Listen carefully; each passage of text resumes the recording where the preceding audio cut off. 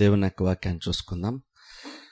కీర్తన గ్రంథంలో నుండి 23వ కీర్తన మొదటి 4 వచనాలు నేను చదువుతాను. కీర్తన గ్రంథంలో నుండి 23వ కీర్తనలో మొదటి 4 వచనాలు నేను చదువుతాను. మీరు బైబిల్లో ఫాలో అవ్వండి. యెహోవా నా కాపరి, నాకు లేమి కలుగదు. పచ్చిక గల చోట్లను ఆయన నన్ను పరుండజేయుచున్నాడు. శాంతికరమైన జలముల యొద్ద నన్ను నడిపించుచున్నాడు. నా ప్రాణమునకు ఆయన సేద తీర్చుచున్నాడు. తన నామమును బట్టి నీతి మార్గంలో నన్ను నడిపించుచున్నాడు. గాఢంధకారపు లోయలో నేను సంచరించినను ఏ అపాయమునకు భయపడను. నీవు నాకు తోడయుందువు. నీ దుడ్డు కర్రయు నీ దండమును నన్ను ఆదరించును. గత కొన్ని వారములుగా మనము 23వ కీర్తన మనం చూస్తున్నాం. అందులో ఈ రోజున ఈ 4వ వచనంలో ఉన్నటువంటి 4వ వచనం 2వ భాగం ఉన్నటువంటి విషయం మనం చూద్దాం. దావీదు కాపరిగా ఉంటూ యెహోవాను కాపరిగా చేసినటువంటి తన యొక్క జీవితము ఎంత శ్రేష్టంగా ఉంది, ఎంత క్షేమకరంగా ఉందన్నటువంటిది దావీదు తన యొక్క అనుభవాన్ని బట్టి ఈ కీర్తన రాసి తెలియజేస్తున్నాడు.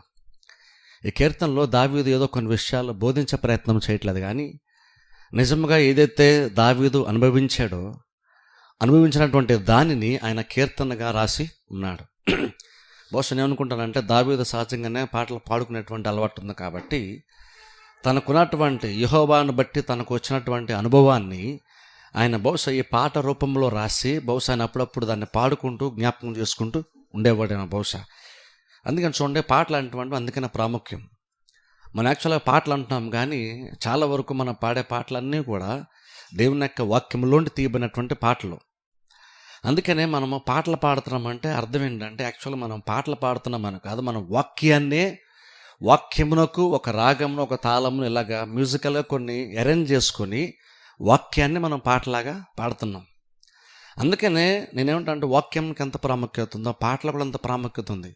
అది కనుక నిజంగా కనుక ఉద్దేశపూర్వకంగా అది గ్రహించి కనుక పాడగలిగితే పాటలోనే చాలా వరకు ఒక ప్రసంగంలాగా మన హృదయాలకు తాకుతా ఉంటుంది.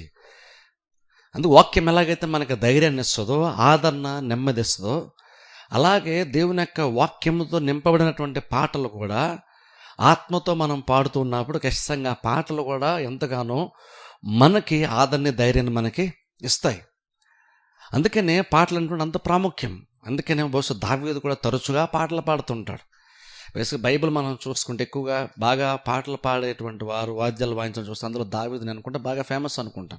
ఎందుకంటే ఎక్కువ కీర్తనలు దావీదు రాయడం, అవి చాలా లోతైనటువంటి అర్థంతో దావీదు కీర్తనలు రాశాడు. ఎందుకంటే దావీదు ఎక్కడా కూడా ఆయనకు ఏదో ఒక ఆలోచన, ఒక తలంపు వచ్చి ఆ తలంపు ఏదో బాగుంది, ఈ థాట్ ఏదో బాగుంది అని దాన్ని డెవలప్ చేసుకుంటూ దాని గురించి ఆలోచించి పాట రాయలేదు. దావీదు యొక్క ప్రత్యేకత ఏంటంటే దావీదుకు ఒక ఆలోచన వచ్చి దాన్ని బట్టి పాట రాయట్లేదు. ఆయనకు ఒక ఎక్స్పీరియన్స్ దొరుకుతుంది దేవునితో, ఆ అనుభవాన్ని ఆయన పాటలాగా రాస్తున్నాడు. ఈ రోజుల్లో కొంతమంది పాటలు రాసేటప్పుడు ఏంటంటే వాళ్ళకు ఏదో దేని మీద, ఏ అంశం మీద పాట రాద్దాం అనుకున్నప్పుడు ఆ సందర్భాన్ని బట్టి వాళ్ళు ముందుగానే ఒక ఆలోచన కలిగి దాన్ని బట్టి పాటలు రాసే వాళ్ళు కొంతమంది ఉంటారు. ఇంకో కొంతమంది అనుభవాన్ని బట్టి కూడా పాటలు రాసే వాళ్ళు ఉంటారు. కానీ ఎక్కువ శాతం మంది ఏంటంటే సందర్భాన్ని బట్టి, ఇప్పుడు క్రిస్మస్ వస్తే క్రిస్మస్ సంబంధించి పాటలు, అలాగే గుడ్ ఫ్రైడే వస్తే దానికి సంబంధించి పాటలు, ఇలాగా ముందుగానే ఒక ఆలోచన పెట్టుకొని పాటలు రాసే వాళ్ళు కొంతమంది ఉంటారు. కానీ కీర్తనలో మన ప్రత్యేకత ఏంటంటే ఇక్కడ వాళ్ళకి ఏదో ఒక ఆలోచన వచ్చి దాన్ని పాట రూపంలో రాయలేరు. వాళ్ళకి దేవునితో ఉన్నటువంటి ఒక అనుభవాన్ని వాళ్ళు పాట రూపంలో వాళ్ళు రాశారు. అది ఎంత శ్రేష్టంగా ఉందంటే దాన్ని దేవుడు కూడా మనకి రాసి భద్రపరిచి మనకి ఇచ్చాడు. అందులో 23వ కీర్తన కూడా ప్రాముఖ్యం. 23వ కీర్తనలో దావీదు వ్యక్తిగతంగా యెహోవా తనకేమై ఉన్నాడో రాసుకుంటున్నాడు. అందులో రాసుకుంటూ ఒక విశ్వాసి గనక, ఒక వ్యక్తి గనక దేవుణ్ణి కాపరిగా చేసుకుంటే ఆ వ్యక్తి యొక్క జీవితమును దేవుడు ఎలా నడిపిస్తాడు అది రాస్తున్నాడు. ఆ నడిపింపునకు గనక ఒక విశ్వాసం లోబడితే ఆయన ఎలాంటి మార్గాలు గుండా నడిపిస్తాడు, ఎంత శ్రేష్టంగా ఉంటుంది అటువంటిది దావీదు ఇక్కడ తెలియజేస్తున్నాడు. అందులో గత వారం చూడండి, మనం 4వ వచనం చూసిన ఒకసారి క్లుప్తంగా జ్ఞాపకం చేసి ఈ రోజున దండం గురించి మనం చూద్దాం. ఇక్కడ చూడండి 4వ వచనంలో దావీదు అంటున్నాడు, గాఢంధకారపు లోయలో నేను సంచరించినను ఏ అపాయమునకు భయపడను. గాఢంధకారపు లోయలో నేను సంచరించినను ఏ అపాయమునకు భయపడను. కాపరులు సహజంగా ఏం చేస్తారంటే పచ్చిక అనేటువంటిది తరచుగా ఒకే చోట దొరకనప్పుడు వాళ్ళు కొన్ని సందర్భాల్లో కాలాలను బట్టి, సమయాలను బట్టి, వాతావరణ పరిస్థితులను బట్టి ఏం చేస్తారంటే వాళ్ళు చాలా దూర ప్రయాణం వాళ్ళు చేయాల్సి ఉంటుంది. వాళ్ళకు కూడా కాపరికి సైతము తెలియనటువంటి ఒక ప్రదేశాలు కొన్ని సందర్భాల్లో వెళ్ళాల్సి ఉంటుంది. అందుకని కాపరి ఏం చేస్తాడంటే తనకు అలవాటైనటువంటి ఒక ప్లేస్ కాకుండా, తనకి గతంలో ఉన్నటువంటి తనకి అంచనాగా ఉన్నటువంటి ఒక ప్లేస్ కాకుండా, చాలా సందర్భంలో కాపరికి కూడా తెలియనటువంటి ఒక దూర ప్రదేశాలకి గొర్రెలను తీసుకుని వెళ్తాడు. ఇప్పుడు ఎందుకు అంతలా తీసుకెళ్తాడంటే, కాపరి ఏంటంటే ఎందుకంత ఇప్పుడు గాఢంధకారపు గుండా ఎందుకు కాపరి వెళ్ళాలి? ఫస్ట్ అసలు ఆలోచిస్తే గొర్రెల సంగతి పక్కన పెడితే అసలు కాపరి ఎందుకు అంత రిస్క్ తీసుకోవాలి? భౌతికంగా మనం కాపరిని చూస్తే ఒక కాపరి ఎందుకు గాఢంధకారపు లోయలో సంచరించాలి? చీకటితో ఉన్నటువంటి ఒక లోయల్లో గుండా ఎందుకు కాపరి వెళ్ళాల్సి వస్తుంది? కాపరి ఆ ప్రాంతం గుండా ఎందుకు వెళ్తున్నాడు? లోయల గుండా కాపరి ఎందుకు వెళ్తున్నాడు అంటే ఉద్దేశం ఒకటే. అది కాపరికి భౌతికంగా చూసుకుంటే కాపరి కూడా అది కొంత రిస్క్ ఉన్నప్పటికి కూడా ఎందుకు అంత రిస్క్ తీసుకొని కాపరి గొర్రెలను తీసుకుని వెళ్తాడంటే తనకేదో అవసరం ఉందో కాబట్టి అని ఆయన గాఢంధకారపు లోయలో ప్రయాణం చేయట్లేదు. కానీ గొర్రెల యొక్క అవసరాలు తీర్చడానికి కాపరి గాఢంధకారపు లోయల గుండా వెళ్ళాల్సి వస్తుంది. అదేం చెప్తుందంటే ఒక మంచి కాపరి తన గొర్రెల కొరకు ఎంత ఎక్స్టెంట్కి వెళ్తాడు, ఒక మంచి కాపరి తన గొర్రెల కొరకు ఎంత దూరం వెళ్తాడు, ఒక మంచి కాపరి ఎంత రిస్క్ తీసుకుంటాడు తన గొర్రెల కొరకు, ఒక మంచి కాపరి ఎంత దూర ప్రయాణము గొర్రెల కొరకు చేస్తాడు, వాటికి అవసరాలు తీర్చడం కోసం ఎంతగా ప్రయాణం చేస్తాడు, ఎంత దూరం వెళ్తాడు, అది ఇక్కడ మనకు అర్థమవుతుంది. అందుకని ఇక్కడ దావీదు అన్నాడు, గాఢంధకారపు లోయలో నేను సంచరించినను ఏ అపాయమునకు భయపడను. ఇక్కడ దావీదు తాను గొర్రెగా ఊహించుకుని అంటున్నాడు, నా కాపరి ఉన్నాడు కాబట్టి నేను గాఢంధకారపు లోయల గుండా వెళ్ళాల్సి వచ్చినా సరే నేను భయపడను. ఇక్కడ దావీదు బేసిక్ ఏం చెప్తున్నాడంటే, నాకు తెలియనటువంటి ఒక అనుభవము, నేను కొత్తగా నిన్న మొన్న ఎదుర్కొన్నటువంటి ఒక కొత్త పరిస్థితి లేదా కొత్త సమస్య, ఒక నూతనమైనటువంటి ఒక ఎక్స్పీరియన్స్ ఏదైతే ఉంటుందో అది కొన్నిసార్లు మనల్ని భయపెడుతుంది. ఇప్పుడు చూడండి, ఒక ప్లేస్ నుంచి ఇంకో ప్లేస్కి వెళ్తున్నప్పుడు, లేదంటే ఒక చోట నుంచి ఇంకో చోటుకి వెళ్తున్నప్పుడు, లేదంటే ఒక స్థితి నుండి మరో స్థితికి వెళ్తున్నప్పుడు అది ఒక కొత్త అనుభవం అయినప్పుడు మనల్ని ఖచ్చితంగా భయపడుతుంది. రోజు మనం చేసినట్టు అనుదిన కార్యాలు అనుకుంటే మనకి పెద్ద ఇబ్బంది అనిపించదు. రోజు ఉదయం లేస్తాం, అదే డ్యూటీకి వెళ్తున్నాం, అదే యజమాని కింద పని చేస్తున్నాం, అదే డ్యూటీ చేస్తున్నాం. అక్కడ ఒకవేళ చిన్న చిన్న ఇబ్బందులు ఉన్నా సరే ఆ రిస్క్లు ఏంటుంటాయో, ఎలాంటి సమస్యలు మనం పని చేసే చోట ఎదుర్కొంటామో అవి డైలీ రొటీన్గానే మనకు అన్నీ తెలుసు కాబట్టి అవన్నీ కూడా మనం చాలా ఈజీగా హ్యాండిల్ చేస్తాం. ఎందుకంటే మనం ఒక చోట పని చేయడానికి వెళ్తున్నప్పుడు అక్కడ అందరూ మనకు అనుకూలంగా ఖచ్చితంగా ఉండరు. అప్పుడు ఖచ్చితంగా ఎవరెవరు మనకు వ్యతిరేకులో మనకు ముందుగానే తెలుసు. కాబట్టి వాటన్నింటి కూడా మనం చాలా ఈజీగా హ్యాండిల్ చేయగలుగుతాం. కాబట్టి మనకు అది పెద్ద సమస్య కాదు. అలా ఇంటికి వచ్చినప్పుడు కూడా బేసిక్గా ఇంట్లో ఉన్నటువంటి ప్రాబ్లమ్స్ ఏంటో కూడా బేసిక్గా మనకు తెలుసు కాబట్టి వాటిని కూడా మనం ఎలా హ్యాండిల్ చేయాలో మనకు బాగా తెలుసు. కానీ కొన్ని సందర్భాలు ఏం జరుగుతుందంటే సడన్గా మనకు తెలియకుండానే కొన్ని పరిస్థితులు మారిపోతాయి. కొన్ని పరిస్థితులు మారుతున్నప్పుడు సడన్గా ఎంతమంది ఎప్పుడు ఎదురు కానటువంటి ఒక స్థితి గుండా మనం వెళ్ళాల్సి వస్తుంది. అది సడన్గా రోగమే కావచ్చు, లేదంటే ఇంకేదన్నా సరే కావచ్చు. ఏదైనా ఇంతమంది ఎప్పుడు కూడా మనకి ఎక్స్పీరియన్స్ లేనటువంటి ఒక స్థితి గురించి ఇక్కడ దావీదు మాట్లాడుతున్నాడు. అలా మాట్లాడుతూ అది తెలియనటువంటి ఒక సిచ్యువేషన్లో నేను ఉన్నప్పుడు నేను భయపడ్ను. గాఢంధకారపు లోయల్లో నేను వెళ్ళవలసి వచ్చినా సరే నేను భయపడిన అంటున్నాడు. ఎందుకు భయపడవు దావీదు నువ్వు అని అడిగితే దావీదు చెప్పేటువంటి మాట ఏంటంటే, నీవు నాకు తోడై ఉంటావు, నీ దుడ్డు కర్ర నీ దండము నన్ను ఆదరిస్తుంది. ఇప్పుడు చూడండి, జనరల్గా ఈవెన్ దావీదు కూడా నేను అనుకుంటాను, గొర్రెలు కాచుకునేటప్పుడు దావీదు కూడా కొన్ని సందర్భాల్లో పచ్చిక దొరకనప్పుడు నేను అనుకుంటాను చాలా దూర ప్రాంతాల బహుశా దావీదు కూడా ప్రయాణం చేస్తాడేమో. ఎందుకంటే ఒకసారి సమూయేలు దావీదును అభిషేకించడానికి దావీదు వాళ్ళ ఇంటికి వచ్చినప్పుడు అక్కడ యాక్చువల్గా వాళ్ళ తండ్రి అయినటువంటి యెష్షయితో మాట్లాడతాడు, నీ కుమారులు తీసుకొని రా, ఇజ్రాయేలు దేశమున ఒక రాజుగా దేవుడు నియమించాడు, నన్ను పంపించాడు, నన్ను అభిషేకించాలి, నీ కుమారులు పిలువ అన్నప్పుడు దావీదుని తప్ప అందరినీ పిలిచాడు. ఆ తర్వాత ఇంకెవరైనా కుమారులు ఉన్నారని అడిగితే అప్పుడు దావీదు గుర్తొచ్చాడు. అప్పుడు దావీదుని పిలవటానికి కబురంపేస్తే దావీదు రావడానికి చాలా టైం పట్టింది. అప్పటి వరకు సమూయేలు కూడా వెయిట్ చేశాడు. అంటే బేసిక్గా బహుశా అక్కడ ఆ సందర్భం ఏమై ఉండొచ్చు అంటే బహుశా దావీదు కూడా ఇలాంటి స్థితిలోనే బహుశా తన గొర్రెలు తీసుకుని అక్కడ దూర ప్రాంతం బహుశా వెళ్ళుంటాడు. ఏదో ఊరిని 5 నిమిషాల్లో పక్క చుట్టుపక్కల ప్రాంతాల్లో బహుశా ఆ టైంలో గడ్డి మేపుతూ ఉండకపోవచ్చు. బహుశా చాలా దూరంగా ఎక్కడో బహుశా లోయలు దాటి బహుశా ఎక్కడో పర్వత ప్రాంతానికి తీసుకుని వెళ్ళి ఉంటాడేమో.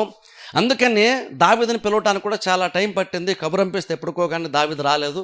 అప్పుడు సమూయేలు దావీదును రాజుగా అభిషేకించాడు. బేసిక్గా కాపర్లు ఏంటంటే కొన్ని సందర్భాలు అలాగన చాలా దూర ప్రాంతాల ప్రయాణాలు చేయాల్సి వస్తుంది, దూర ప్రాంతాలు గొర్రెలు నడిపించాల్సి వస్తుంది. కారణం ఏంటంటే అది వాటికి సమృద్ధిని అనుగ్రహించడానికి కాపరి అంత రిస్క్ తీసుకొని అంత సుదీర్ఘ ప్రయాణాలు కాపరి గొర్రెలతో సహా చేస్తూ ఉంటాడు. అలా వెళ్తున్నప్పుడు కాపరి చెప్తున్నటువంటి దావీదు చెప్తున్నటువంటి మాట ఏంటంటే, నువ్వు నాకు తోడై ఉంటావు కాబట్టి నేను భయపడను, నువ్వు నాకు తోడై ఉంటావు. ఇప్పుడు చూడండి, ఎంతకీ దేవుడు తోడై ఉంటాడు అన్నప్పుడు బేసిక్గా ఏ రకంగా దేవుడు తోడై ఉంటాడు, దేవుని సన్నిధిని దేవుడు నాకు తోడుగా ఉన్నాడు అని దావీదు అనుభవించటానికి, అది ఆ మాట చెప్పడానికి దేనిని బట్టి దావీదు నువ్వు నాకు తోడై ఉన్నావు అంటున్నాడు ఆలోచించాలి. ఎందుకంటే దేవుడు మనకు తోడుగా ఉన్నా సరే, దేవుడు మనకు తోడుగా ఉంటే మాత్రం నీకు ధైర్యం రాదు. దేవుడు ఉంటే నీకు ధైర్యం రాదు. దేవుడు ఉన్నాడనేటువంటి గ్రహింపు నీకుంటేనే నీకు ధైర్యం వస్తుంది. ఇప్పుడు చూడండి, దేవుడు ఉండడానికిను దేవుడు ఉన్నాడన్న విషయాన్ని ఒక విశ్వాసి గ్రహించడానికి చాలా డిఫరెన్స్ ఉంది. దేవుడు ఎప్పుడు మనతో ఉంటాడు, కానీ అది గ్రహింపు నీకు చాలా అవసరం. నువ్వు నాకు తోడై ఉంటావని నమ్మకం నాకు ఉంది అంటే దావీదు గ్యారంటీగా చెప్తున్నాడు, ఎక్స్పీరియన్షియల్గా చెప్తున్నాడు, నువ్వు నాకు తోడై ఉందువు అంటే రూఢిగా దావీదు చెప్పగలుగుతున్నటువంటి మాట ఏంటంటే, నువ్వు నాకు తోడై ఉంటావు. ఇంతకీ దేవుడు కనుక నిజంగా దావీదులాగానే దేవుడు మనకు కూడా తోడుగా ఉంటాయి, ఇంతకీ ఎలా తోడుగా ఉంటాడు, మనం ఎలా చెప్పగలుగుతాం దేవుడు మనకు తోడుగా ఉన్నాడని మనం ఆలోచించాలి. ఎందుకంటే ఇక్కడ నువ్వు నాకు తోడై ఉంటావు అంటూ అక్కడ అంటున్నాడు, నీ దుడ్డు కర్రయు నీ దండము నన్ను ఆదరించును. అక్కడ చూడండి, బేసిక్గా ఎలాగంటే దేవుడు తోడై ఉంటున్నాడు. ఎలాగ అర్థమవుతుంది, ఎలాగ ధైర్యం వస్తుంది, ఎలాగ ఆదరణ వస్తుందంటే అక్కడ స్పెసిఫిక్గా దావీదు చెప్తున్నాడు, నీ దుడ్డు కర్ర నీ దండం నన్ను ఆదరిస్తుంది. బేసిక్గా కాపరు ఉంటే జరిగేటువంటి కార్యం ఏంటంటే దుడ్డు కర్ర దండము నన్ను ఆదరిస్తుంది.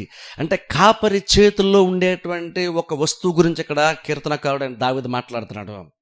కాపరి తోడుగా ఉన్నాడు, కానీ బేసిక్ ఇక్కడ ధైర్యం ఎందుకు వస్తుంది అంటే ఆ కాపరి చేతిలో కొన్ని పనిముట్లు ఉన్నాయి. అక్కడ అంటున్నాడు దావీదు అంటున్నాడు, నీ దుడ్డు కర్రయు నీ దండము నన్ను ఆదరించును. లాస్ట్ టైం నేను వాక్యం చెప్పినాడు, దుడ్డు కర్ర గురించి మాట్లాడడం చూసారా. దుడ్డు కర్ర అంటే అర్థం ఏంటంటే అది కర్రలాగా ఉండి లాస్ట్ అంటే కొంచెం ఇలా బెండు ఉంటుంది. పాత గొడుగులకు పెద్ద గొడుగులు ఉంటాయి చూసారు, బెండు అలా ఉంటుంది, అది దుడ్డు కర్ర. బేసిక్గా దాంతో ఏం చేస్తాడంటే కాపరి ఏం చేస్తాడంటే వాటిని తీసుకుని వెళ్తున్నప్పుడు మధ్య మధ్యలో ఈ గొర్రెలు మేస్తూ ఉన్నప్పుడు వాటికి అందనటువంటి కొమ్మలు కానీ ఇలాంటివి ఏమన్నా అందకపోతే కనుక అప్పుడు ఆ హుక్కులా ఉంటుంది చూసారు, దాన్ని పెట్టి కొంచెం గట్టిగా కిందకి లాగుతాడు. లాగినప్పుడు వీటికి అందనటువంటిది ఇప్పుడు అందుబాటులోనికి వస్తుంది. అంటే కార్యములను కాపరి చేస్తాడు, దగ్గరికి నడిపిస్తాడు. అది మాత్రమే కాదని దుడ్డు కరెంట్ హుక్ బెండ్ ఉంటుంది కాబట్టి గొర్రెల బహుశా అటు ఇటు దారి తప్పదు, లేదా మంద కొంచెం దూరంగా వెళ్తున్నప్పుడు, లేదా కాపరికే దూరంగా వెళ్తున్నప్పుడు ఆ బెండ్తో ఏం చేస్తాడంటే బహుశా దాని కాలు దగ్గర దాని మెడ దగ్గర వేసి కొంచెం మందలోనికి లేదంటే తన దగ్గరికి లాక్కోవడానికి ఉపయోగిస్తాడు దుడ్డు కర్రని కాపరి. అది లాస్ట్ టైం మనం చూసాం. ఈ రోజున దండం గురించి మనం చూస్తున్నాం. ఇప్పుడు చూడండి, ఇవి రెండు కాపరక చేతుల్లో ఉంటాయి, దుడ్డు కర్ర దండం. ఈ రెండు లేకుండా నార్మల్గా కాపర్లు బయటికి అసలు వెళ్ళరు. ఎందుకంటే కాపరి ఈ యొక్క గొర్రెలను మేచేటువంటి క్రమంలో కాపరి ఎంత టాలెంటెడ్గా ఉన్నా సరే ఈ రెండు కూడా కాపరికి అవసరం. బట్ ఇంకా చెప్పాలి, అసలు కాపరికి ఇది ఒక ఆయుధం లాంటిది. ఇది మనం బేసిక్గా పనిముట్ట అంటాము, కానీ యాక్చువల్గా ఒక రకంగా చెప్పాలంటే ఇది ఆయుధములాగా కూడా కాపరికి పనిచేస్తుంది ఇది. ఎందుకంటే యాక్చువల్గా అయితే హిస్టరీ ఏం చెప్తుందంటే బేసిక్గా ఇజ్రాయెల్ దేశంలో కాపర్లు అంట వాళ్ళ దగ్గర బేసిక్ కర్రలు ఎప్పుడు వాళ్ళ చేతుల్లో ఉంటాయి. ఈ దుడ్డు కర్ర దండము ఎప్పుడు వాళ్ళ దగ్గర ఉంటుందంట. అది లేకుండా బేసిక్గా వాళ్ళు ఉండరు. అది వాళ్ళకి అలవాటు అయినటువంటి ఒక కార్యం. బేసిక్గా వాళ్ళు ఏం చేస్తారంటే దాన్ని వాళ్ళు ఎప్పుడు కూడా యూజ్ చేస్తుంటారు. స్పెసిఫిక్ దండం విషయానికి వచ్చేసరికి ఈ దండం అంటే అర్థం ఏంటంటే ఇంగ్లీష్లో రాడ్ అని వస్తుంది. రాడ్ అంటే ఐరన్తో కాదు, కర్రతో చేయబడినటువంటిది. కానీ అదేంటంటే కొంచెం లావుగా కొంచెం గట్టిగా ఉంటుంది అది.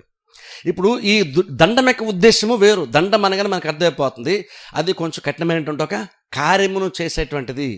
ఇది కర్ర, కానీ ఇది దుడ్డు కర్ర లాగా కాదు, ఇది దండము. దీనికి దండం అనేటువంటి పేరు కూడా దీనికి ఇవ్వబడింది. బేసిక్గా దండాన్ని అంటే ఈ కర్రను వాళ్ళు ఏం చేస్తారంటే కాపలు కూడా అంట బేసిక్ వాళ్ళు చిన్న వయసు నుండి గొర్రెలను కాసుకుంటూ ఉంటారంట. వాళ్ళు ఏం చేస్తారంటే ఈ కర్ర అంటే వాళ్ళు ఎన్ని రకాలుగా వాళ్ళు ఆ కర్రని శత్రువులకు విరోధంగా యూజ్ చేయొచ్చో రకరకాలుగా వాళ్ళు దాన్ని అందులో నైపుణ్యతను సంపాదించే ప్రయత్నం చేస్తారంట.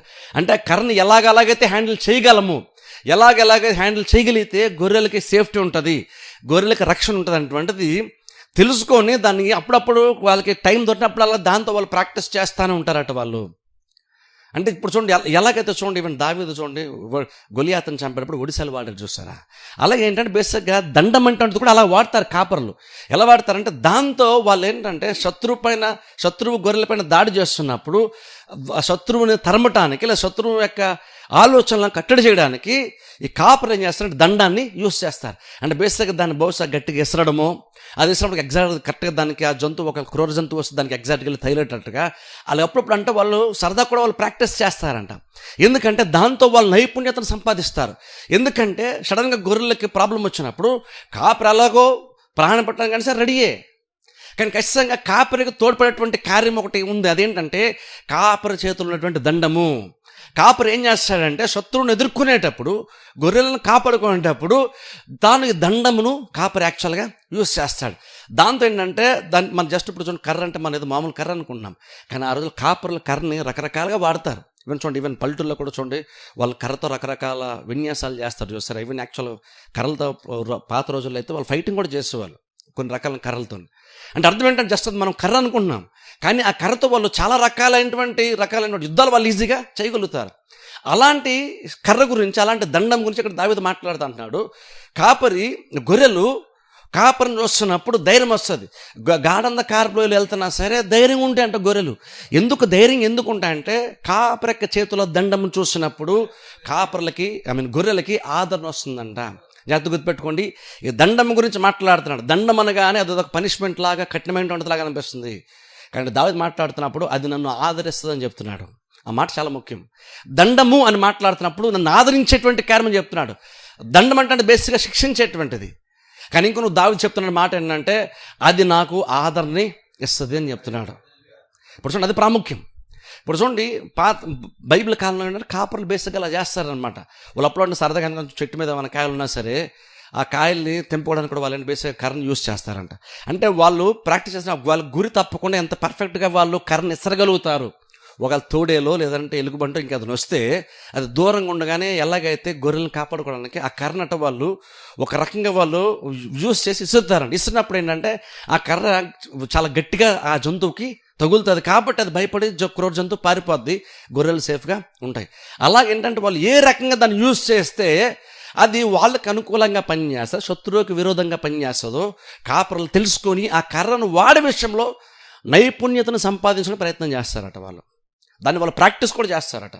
అలాగా ఇప్పుడు యాక్చువల్ న్యూ టెస్ట్మెంట్లో మనం చూస్తున్నప్పుడు ఈ దండం అన్న వేసకి బైబిల్ మాట్లాడుతున్నప్పుడు ఇది యాక్చువల్గా దేవుని యొక్క వాక్యం యొక్క సాదృశ్యంగా ఉంది. దేవుని యొక్క వాక్యం. ఎందుకంటే చూడండి, గాఢంధకారలోయలు సంచరించిన నేను భయపడిన అంటున్నాడు. ఎందుకు భయపడమంటే నీ దుడ్డు కర్ర నీ దండమును ఆదరించును అంటున్నాడు. ఎందుకంటే చూడండి, బైబిల్లో ఒక మాట ఉందో చూద్దాం. 119వ కీర్తనలోకి వెళ్దాం ఒకసారి. 119వ కీర్తనలో నుండి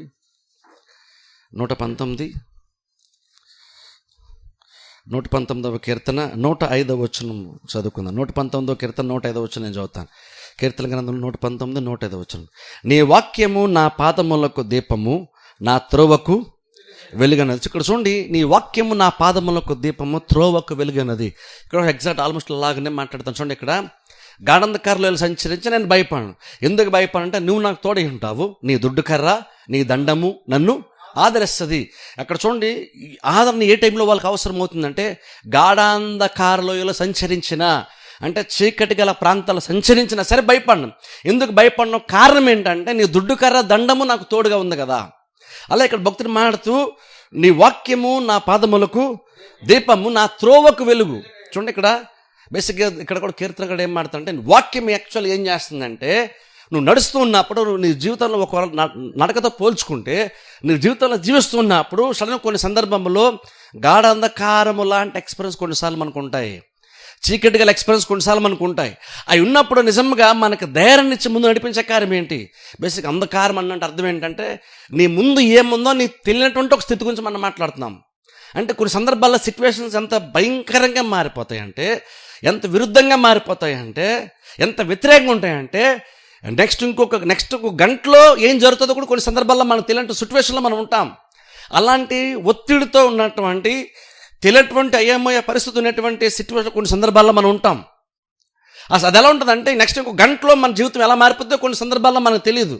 ఒక గంటలో ఒక సిచ్యువేషన్ ఎలా మారిపోద్దో మనకు తెలియదు. అలాంటి గాఢంధకారం లాంటి సిచ్యువేషన్ గురించి మాట్లాడితే భక్తుడు అంటున్నాడు, అయినా సరే నేను భయపడను. ఎందుకు భయపడను అంటే నాకైతే ఎదురుగా ఏముందో నాకు తెలియట్లేదు, ముందున నాకు ప్రమాదం పొంచుందా లేదా ముందుగా నాకు దారి సాఫీగానే ఉందో నాకు తెలియట్లేదు. కానీ నాకు ముందు ఏముందో నాకు తెలియపరిచేది వెలుగును ప్రకాశింప చేసేటువంటి కార్యం ఒకటి ఉంది. అది ఏంటంటే వాక్యము. నీ వాక్యము నా పాదములకు దీపము, త్రోవకు వెలుగు. పాదములకు దీపం అంటే అర్థం బేసిక్గా ఏంటంటే నువ్వు నెక్స్ట్ అడుగు ఎక్కడికి వేయాలో దీపము నువ్వు అడుగు వేయాల్సినటువంటి చోటుని నీకు చూపిస్తుంది. దీపము దూరాన్ని చూపించదు. దీపము నువ్వు వేయబోతున్నటువంటి అడుగును చూపిస్తుంది. నువ్వు ఎక్కడ అడుగేస్తే నీకు క్షేమం ఉంటుందో, నువ్వు అడుగు వేయక మునిపే నీకు వెలుగును ప్రకాశింపచేస్తుంది. అలా భక్తుడు అంటున్నాడు, నీ వాక్యము నా పాదములకు దీపము. ఇప్పటికిప్పుడు నేను ఏం చెయ్యాలంటువంటిది వాక్యము నన్ను నడిపిస్తుంది. అలాగే త్రోవకు వెలుగు. త్రోవకు వెలుగుని అర్థం ఏంటంటే, నువ్వు వాక్యం ఏం చేస్తుందంటే 2 రకాలు యూజ్ చేస్తుంది. వాక్యం మనకి ప్రయోజనకరంగా ఉంటుంది. ఎలా ఉంటుందంటే, ఒకటి ఏంటంటే ఇప్పటికిప్పుడు నువ్వు ఏం చెయ్యాలో వాక్యము నీకు వెలుగును ప్రకాశింపజేస్తుంది. దీపం వలె. దీపం అటువంటిది నీకు కొంత వెలిగిస్తుంది, ఎక్కువ వెలుగు నీకు అది ఇవ్వదు. కాబట్టి ఇప్పటికిప్పుడు నెక్స్ట్ నువ్వేం చేయాలో నీకు తెలుస్తుంది. అలా తెలియపరిచేది వాక్యము.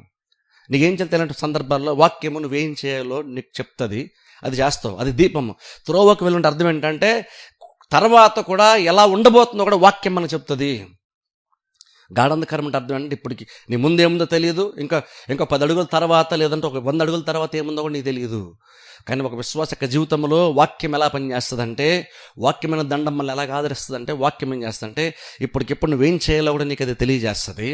అది మాత్రమే కాదు, కానీ నువ్వు ఇలా చేసుకుంటూ వెళ్తే నీకు దూరంలో కూడా ఏముందో కూడా వెలుగును ప్రకాశింపచేస్తుంది వాక్యము.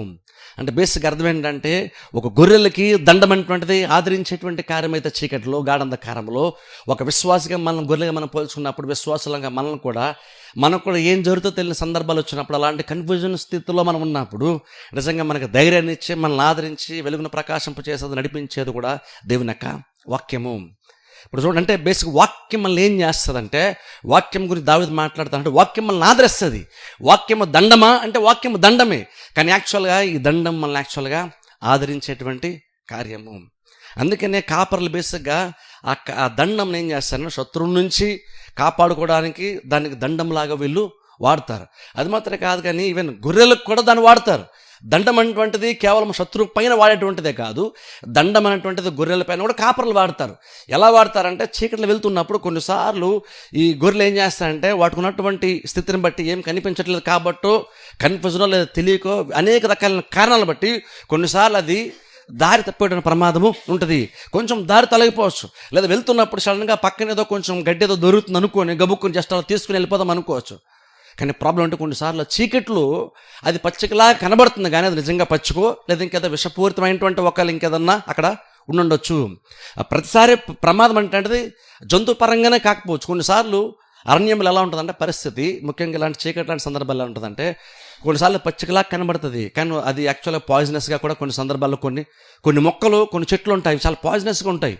అది తిన్నప్పుడు బహుశా అదేదో మామూలుగానే కనబడింది కదా అని కొన్నిసార్లు వెళ్ళి తింటే అవి ప్రమాదంలో పడతాయి, ప్రాణం కూడా పోయేటువంటి ప్రమాదంలో అవి వెళ్తాయి. అందుకని ఏం చేస్తారు, సడన్గా వాళ్ళ వెళ్ళిపోతున్నప్పుడు అది బహుశా ఆ దారి గుండా అది వెళ్ళిపోతుందని కాపరి కనిపించినప్పుడు ఈ కాపరి దండాన్ని తీసుకుని ఏం చేస్తాడంటే దాని మీదకి విసురుతాడు.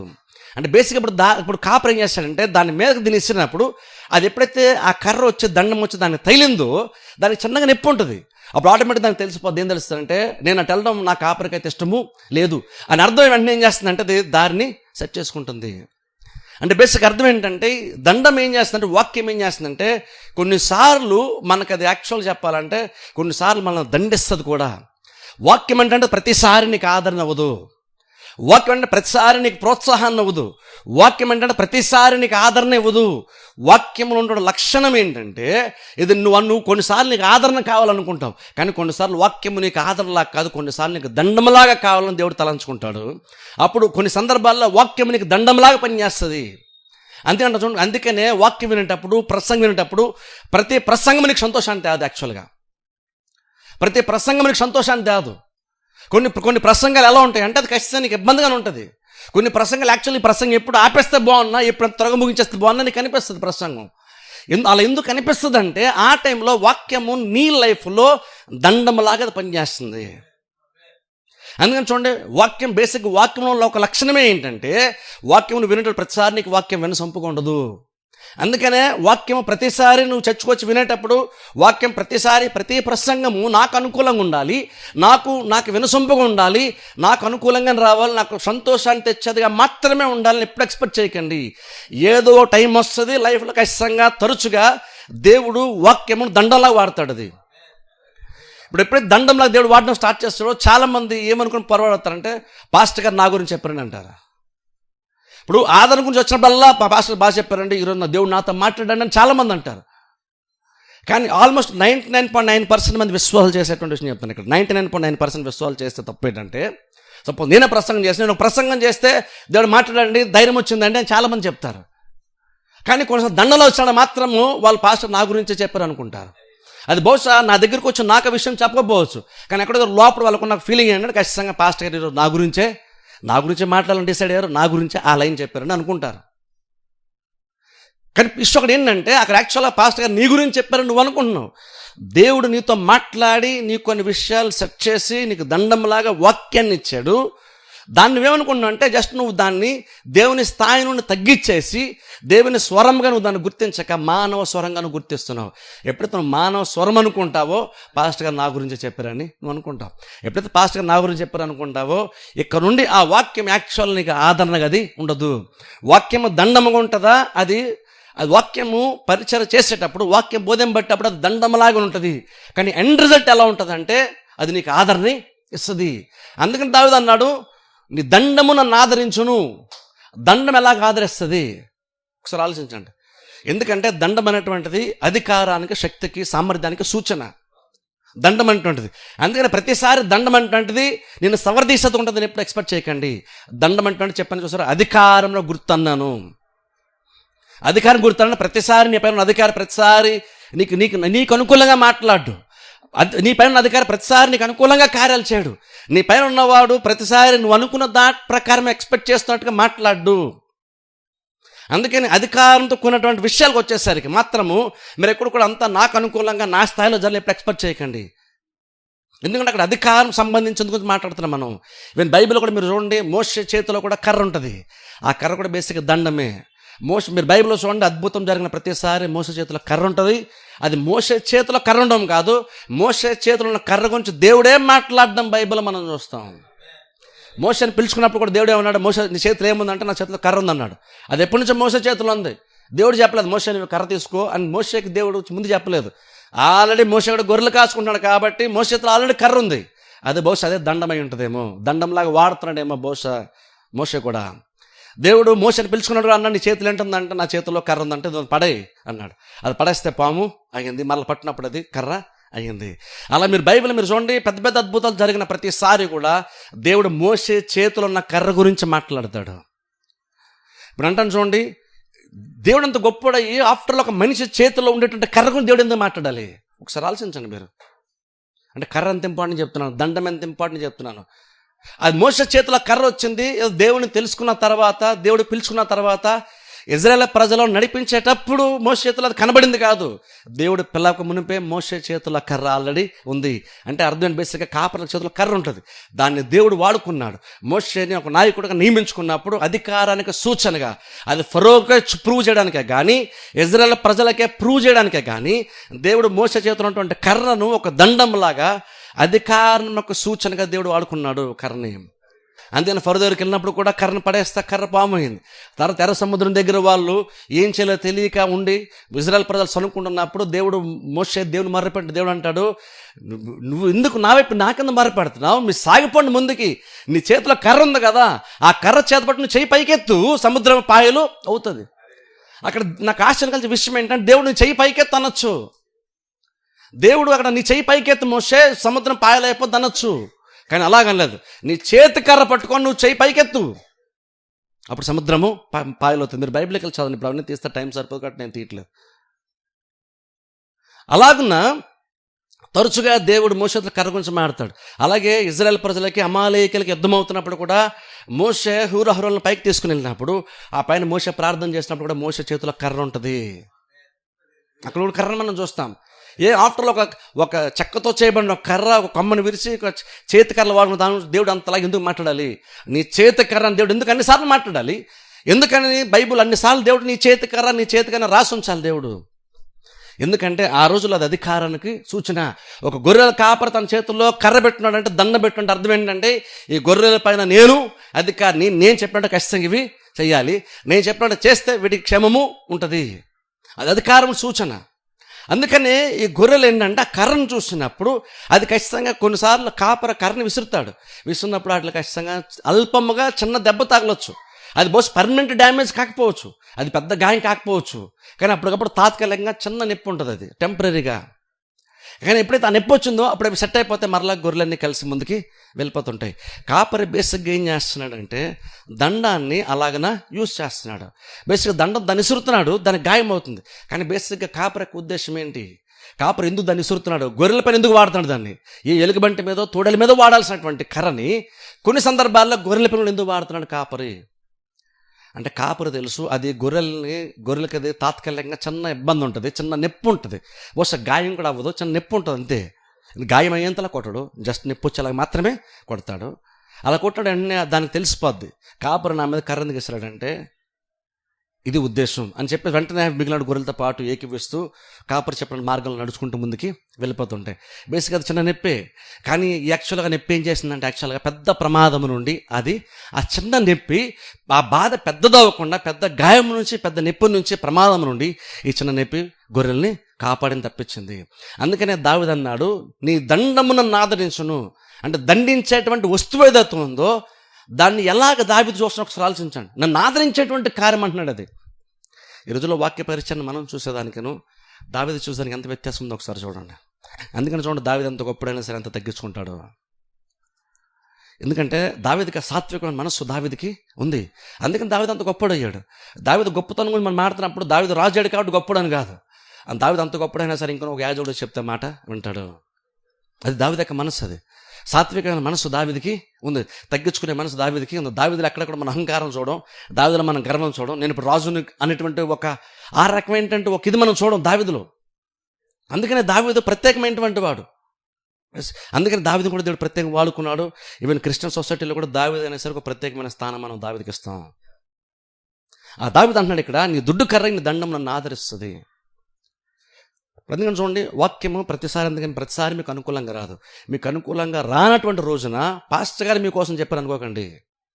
పాస్టర్ గారు మీకోసం చెప్పారని అలా అనుకున్నట్టు అర్థం ఏంటంటే, ఒక దేవుడే మీ మీద ప్రేమను చూపిస్తూ మీకు మేలు చేయడానికి, మీకు క్షేమకరణ మార్గం నడిపించడానికి ఆఫ్టర్లో ఒక మనిషిని దేవుడు వాడుకొని తన దండమును మీ వైపు చూపించినప్పుడు, మీ మీదకి ఇచ్చినప్పుడు, మీరు ఏదో మనిషి నా మీదకి ఇస్తాడండి, మనిషి నా గురించి అనుకుంటాను అంటే అర్థం ఏంటంటే, దేవుని యొక్క గొప్ప పరిచయాన్ని భవిష్యత్తులో నీకు ఆదరణ వచ్చేటువంటి ఒక కార్యాన్ని, ఒక పరిచయం నువ్వు నిరాకరిస్తున్నావు. అది యాక్చువల్లీ ఇప్పటికిప్పుడు నీకు చిన్న నొప్పి రావచ్చు, కానీ అల్టిమేట్ చూసుకుంటే ఎండ్ రిజల్ట్ ఏంటంటే దీర్ఘకాలికంగా చూసుకుంటే అది ఏమవుతుందంటే నీకు ఆదరణ ఇస్తుంది. అది దండమా అంటే దండమే, కానీ దావీదు దండను ఎలా చూస్తున్నాడు తెలుసా? అది ఆదరణ ఇచ్చేటువంటి ఒక వస్తువులాగా చూస్తున్నాడు. కానీ ప్రాబ్లం ఏంటంటే, మీరైనా కాదు జనరల్ క్రిస్టియన్స్ అందరూ కూడా చాలామంది చాలా సంఘాల్లో పాస్టర్ ఏదని చెప్తే కనుక ఖచ్చితంగా అది వాళ్ళ గురించి అయితే కనుక పాస్టర్ మా గురించి చెప్పారని చాలామంది పాస్టర్ల మీద సొనుక్కునే ఉంటారు, వ్యతిరేకంగా చాలామంది ఉంటారు. కొంతమంది అలా చెప్పేవాళ్ళు ఉంటారేమో నాకు తెలియదు, కానీ నార్మల్గా అయితే మాత్రం ప్రతిసారి యాక్చువల్ అలాగా జరగదు. యాక్చువల్ ఇంకా చెప్పాలంటే నేను మీకోసం చెప్పేంత నాకంత ఇంట్రెస్ట్ అయితే లేదు. యాక్చువల్గా నేను నిలబడేది నేను నా గురించే చెప్పుకోని, మీ గురించి నేను చెప్తాను. నేను ఎప్పుడు నా గురించి గొప్పగా చెప్పుకున్నాను ఏదైనా, నా గురించి నేను చెప్పుకున్నప్పుడు మీ గురించి అసలు ఖచ్చితంగా చెప్పను. మీ గురించి చెప్పిన టైం అసలు వేస్ట్ చేయను నేను. అందుకు ఎప్పుడు కూడా నేను మీ గురించే చెప్పేశాను ఎప్పుడు అనుకోవడానికి వీలు లేదు. రాత్రంతా కష్టపడి ప్రిపేర్ అయ్యేది మీ ఒకరి కోసం చెప్పడానికి కాదు. మీ గురించి చెప్పాలైతే హ్యాపీగా నిద్రపోయి చచ్చుకోవచ్చు, మీ గురించి చెప్పేయచ్చు నేను. ఫస్ట్ ఆఫ్ ఆల్ మీ గురించి మీ అన్ని విషయాలు తెలిసిన ఇంట్రెస్ట్ నాకు లేదు, నాకు అంత టైం యాక్చువల్గా లేదు. నాకు తెలుసుకోవడం కూడా వీళ్ళంతవరకు తక్కువ దర్శనం కష్టపడతాను, ఎందుకంటే నాకు ఎంత తక్కువ తెలుస్తే అంత ఎక్కువ వాక్యం మీద మైండ్ పెడతాను. అందుకని మీ గురించి మీ అందరి సంగతులు తెలుసుకోవడం నాకు అసలు ఇంట్రెస్ట్ నాకు ఉండదు. ఎందుకంటే బహుశా అది మిమ్మల్ని నేను ట్రీట్ చేసే విధానం బహుశా నన్ను మార్చేయచ్చేమో. అందుకని మీ గురించి ప్రతి తెలిసిన ప్రయత్నం అసలు చేయను, నాకు అసలు ఇంట్రెస్ట్ ఉండదు. నాకు ఒకటే ఇంట్రెస్ట్ అంటే వాక్యం తెలుసు, నాకు ఇంట్రెస్ట్. మనుషులను తెలుసుకున్నంత ఇంట్రెస్ట్ నాకు లేదు. దేవుడు నాకు కొన్ని బహుశా తెలియజేస్తాడా అని తెలియజేస్తాడేమో, కానీ నేను తెలుసుకోవడం మాత్రం నేను అసలు ప్రయత్నమే చేయను. నాకు అది పెద్దగా మేలు చేయదు, నాకు అది అవసరం కూడా లేదు. నేను దేవుని కోసం చెప్పడానికి నిలబడతాను, కానీ మనుషుల కోసం చెప్పడానికి నిలబడట్లేదు. దేవుని కోసం చెప్తాను, మనుషులు చెప్తాను, కానీ మనుషుల కోసం మనుషులకి చెప్పే పని కాదు. వాక్య పరిచర్య అంత అల్పమైనటువంటిదిగా ఆలోచించకండి. ఎందుకంటే చూడండి, బైబిల్లో మాట ఉందో చూద్దాం. చూడండి, హెబ్రీలు రాసిన పత్రికలకు వెళ్దాం ఒకసారి. హెబ్రీ పత్రిక 12వ అధ్యాయము 9వ వచనం నేను చదువుతాను. హెబ్రీ పత్రిక 12వ అధ్యాయము 9వ వచనం నేను చదువుతాను. మరియు శరీర సంబంధులైన తండ్రులు మనకు శిక్షకులై ఉండిరి, వారి యందు భయభక్తులు కలిగి ఉంటుమి. అట్లయితే ఆత్మలకు తండ్రైన వానికి మరి ఎక్కువగా లోబడి బ్రతకవలనే కదా. ఇక్కడ చూడండి హెబ్రీ 12:9 అక్కడ మనం చూస్తే, శరీర సంబంధులైన తండ్రులు మనకు శిక్షకులై యుంటిరి, వారెందు భయభక్తులు కలిగి ఉంటిమి. ఇక్కడ చూడండి, ఇక్కడ భౌతికమైనటువంటి తండ్రుల గురించి, ఆత్మసంబంధ తండ్రి గురించి ఇక్కడ మాట్లాడుతున్నారు. ఇక్కడ చూడండి, ఇక్కడ భౌతికమైన తండ్రి గురించి ఇక్కడ మొదట చెప్తున్నాడు. ఇక్కడ పౌలు మాట్లాడుతున్నాడు, భౌతికమైన తల్లిదండ్రులు ఉన్నారు, భౌతికమైన తండ్రి ఉన్నాడు. ఆ తండ్రి ఏం చేస్తాడు? కొన్నిసార్లు పిల్లల్ని శిక్షిస్తాడు. భౌతికమైన తండ్రి కొన్నిసార్లు పిల్లలు శిక్షిస్తాడు. అసలు నా పిల్లల్ని ఎప్పుడు నేను గద్దించనండి, ఒక్క మాటకు అనుకున్న నా పిల్లలు పెంచాను అన్నాడంటే నేను చెప్తున్నాను, ఆ తండ్రి ఖచ్చితంగా పిల్లలకి మేలైతే చేయట్లేదు. పిల్లలు ఖచ్చితంగా వాళ్ళు ఉన్నటువంటి మానసిక స్థితిని బట్టి ఖచ్చితంగా ఏదో టైంలో ఖచ్చితంగా వాళ్ళని కొన్ని సందర్భాల్లో కొట్టాల్సిన టైం వస్తుంది, కొట్టాల్సిన సందర్భాలు ఖచ్చితంగా డిమాండ్ చేస్తే అప్పుడు కొట్టాల్సిందే. నా పిల్లలు నేను ఎప్పుడు కొట్టలేదండి, నేనేం నా పిల్లలు ఏమనలేదు, వాళ్ళ నా పిల్లలు అనేస్తున్నానండి, ఎప్పుడు అలా అనుకోకండి. పిల్లలు ఒక స్టేజ్ వచ్చే వరకు ఖచ్చితంగా తల్లిదండ్రులు కొట్టాలి. కొడితే వాళ్ళు బాగుపడతారు, కొట్టకపోతే వాళ్ళు పాడైపోతారు. అది యాక్చువల్ నేను చెప్తున్న మాట కాదు, బైబిల్లో స్వయంగా దేవుడే చెప్తున్న మాట. పిల్లల్ని మనకి ఇచ్చిన దేవుడే చెప్తున్న మాట, వాళ్ళు మీరు కొట్టండి, వాళ్ళు మీరు దండించండి అన్నాడు. నువ్వు కొట్టకపోతే యాక్చువల్ నువ్వు విరోధం అవుతున్నావు. నువ్వు పిల్లలకి నీకు తెలియకుండా నువ్వు కొట్టకుండా నువ్వు గారబం మాత్రమే చేస్తున్న ప్రతిసారి నీకు తెలియకుండా మనం ఏం చేస్తాం అంటే వాళ్ళకి కొంచెంగా విరోధం అయిపోతున్నాం మనమే. కొట్టినప్పుడు వాళ్ళకి అర్థం అవుతుందా అంటే కొట్టినప్పుడు ఖచ్చితంగా వాళ్ళకి అర్థం కాదు, పిల్లలకి కొట్టినప్పుడు వాళ్ళకి అర్థం కాదు. కానీ నువ్వు టైం వచ్చినట్టు పెద్దోళ్ళు అయిన తర్వాత వాళ్ళకి తెలుస్తుంది. అప్పుడు మా డాడీ కొట్టారు కాబట్టి ఇప్పుడు ఎలాగా. మీరు చాలామందిని పెద్ద క్రిమినల్స్ని చూడండి, కొన్నిసార్లు ఇంటర్వ్యూ చేస్తే వాళ్ళు కొంతమంది చెప్పే మాట ఏంటి తెలుసా, చిన్నప్పుడు నేను ఫస్ట్ ఇలా చేసినప్పుడు కనుక ఎవరన్నా కనుక నన్ను దండించుండు అంటే బహుశా నేను ఎంతలాగా ఈ క్రైమ్స్ చేసేవాడిని కాదని చెప్పేవాళ్ళు చాలామంది ఉన్నారు. అంటే బేసిక్గా ఏంటి, ఆ టైంలో బహుశా వాళ్ళ తల్లిదండ్రుల్లో ఎవరో ఒకరు కనుక వాళ్ళు శిక్షించి ఉండుంటే, అది వాళ్ళు కనుక విని ఉండుంటే బహుశా ఎంత పెద్ద క్రిమినల్స్గా వాళ్ళు బహుశా మారేవాళ్ళు కాదు. ఇప్పుడు మన పిల్లల్ని కూడా ఎగ్జాక్ట్గా మనం అలాగనే చూడాలి. మన పిల్లల్ని ఖచ్చితంగా మనం శిక్షించాలి, ఖచ్చితంగా వాళ్ళు మనం క్వశ్చన్ చేయాలి.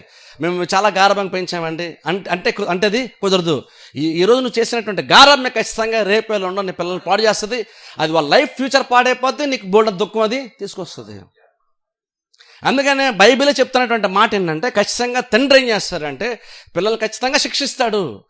ఎలా శిక్షిస్తాడు? తండ్రి భౌతికమైన వాడు కాబట్టి భౌతికమైన తండ్రి ఏం చేస్తాడు? భౌతికంగా శిక్షిస్తాడు. అంటే బేసిక్ ఏం చేస్తారు, పిల్లలు తప్పు చేసినప్పుడు లేదంటే వాళ్ళ మాట అనకపోతే కొన్నిసార్లు ఖచ్చితంగా కొడతారు. తల్లిదండ్రులు కొట్టేటప్పుడు ఖచ్చితంగా వాళ్ళకి తల్లిదండ్రులకి బాధ ఉంటుంది, ఆయన పిల్లల్ని కొడతారు. ఎందుకు కొడతారంటే ఇంక పెద్ద ప్రమాదం వాళ్ళకి జరగకుండా, పెద్ద కీడు వాళ్ళకి రాకుండా ప్రేమతో ఆ కార్యం వాళ్ళు చేస్తారు. అప్పటికప్పుడు వాళ్ళకి అది గాయం అవుతుందా, బాధ ఉంటుందా? ఖచ్చితంగా బాధ ఉంటుంది. కానీ ఆ బాధ రేపు పెద్ద ప్రాబ్లమ్స్ నుంచి వారిని రక్షిస్తుంది. అందుకనే భౌతికమైనటువంటి తండ్రులు ఏం చేస్తారంటే, పిల్లలు భౌతికమైన వాళ్ళు, తండ్రి భౌతికమైన వాడు, అందుకని శిక్షించినప్పుడు కూడా భౌతికంగా శిక్షిస్తాడు. అంటే శరీరాన్ని కొడతాడు, శరీరం మీద కొడతాడు. ఇప్పుడు ఇక్కడ ఇంకోటి తెలుసుకునే విషయం ఏంటంటే, పిల్లల్ని కొట్టేటప్పుడు కూడా ఆలోచించి జాగ్రత్తగా కొట్టాలి. ఎందుకంటే చాలామంది ఇదంతా చెప్తున్నారంటే, చాలామంది తండ్రులు కొన్ని సందర్భాల్లో పిల్లల మీద కోపం వచ్చినప్పుడు కోపాన్ని కంట్రోల్ చేసుకోలేక పిల్లల్ని గట్టిగా బాధేస్తారు కొంతమంది. అలా బాధేయడం వల్ల చాలామందికి పర్మనెంట్ డ్యామేజ్ అయిపోద్ది వాళ్ళ బాడీకి. అందుకే పిల్లలను ఖచ్చితంగా కొట్టాలి, కానీ కొట్టేప్పుడు కోపాన్ని కంట్రోల్ చేసుకుంటూ కొట్టాలి. అది ఖచ్చితంగా చెప్తాను. మన కోపం వచ్చింది నీ కోపాన్ని తీర్చుకోవడానికి కొట్టద్దు, పిల్లల్ని సరైన దాన్ని నడిపించుకోవడానికే కొట్టాలి. కొట్టేటప్పుడు నీకు ఉద్దేశం ఉండాలి, నీ కోపం తీర్చుకోవడానికి కాదు నువ్వు కొట్టేది. కోపం తీర్చుకోవడానికి కొట్టట్లేదు, వాళ్ళని సరైన దారిలో పెట్టడమే ఉద్దేశము. ఆ ఉద్దేశంతో కొడుతున్నాం. అందుకని నువ్వు కొట్టేటప్పుడు మన పిల్లలు చూడాల్సింది మన కోపాన్ని కదా వాళ్ళు చూడాల్సింది. మనం ఎందుకు వాళ్ళు ఏం తప్పు చేశారో అది వారికి తెలిసినట్టుగా మనం కొట్టాలి. నాకు కోపం వచ్చింది కాబట్టి, నా పిల్ల కాబట్టి, వాళ్ళు ఎవరు నన్ను అడిగలేరు కాబట్టి బాధేస్తాను, ఎలా పడితే అలా. తండ్రి బాధడానికి వీలు లేదు. మంచి తండ్రి అలా చేయకూడదు. మంచి తండ్రి ఖచ్చితంగా కొట్టాలి. కొట్టేటప్పుడు ఎందుకు కొడుతున్నామో కూడా వాళ్ళకి కొంచెం అర్థమయ్యేటట్టుగానే కార్యాన్ని చేయాలి. కొట్టేటప్పుడు కూడా జాగ్రత్తగా కొట్టాలి. ఈ ముఖం మీద, ముక్కు మీద, చెవుల మీద కొట్టేయకూడదు. దేవుడు మంచి ప్లేస్ మనకి పిల్లలకి వెనకాల ఇచ్చాడు, ఎక్కువ మాంసం ఉంటుంది, అక్కడ కొడితే బాధ ఉంటుంది కానీ పర్మనెంట్ డ్యామేజ్ ఏమీ ఉండదు. అలా చూసుకొని చేయాలి. కానీ ఎక్కడ పడితే అక్కడ చేతి మీద, భుజాల మీద, మొక్కల మీద, చెవుల మీద, ముక్కుల మీద కొట్టకూడదు.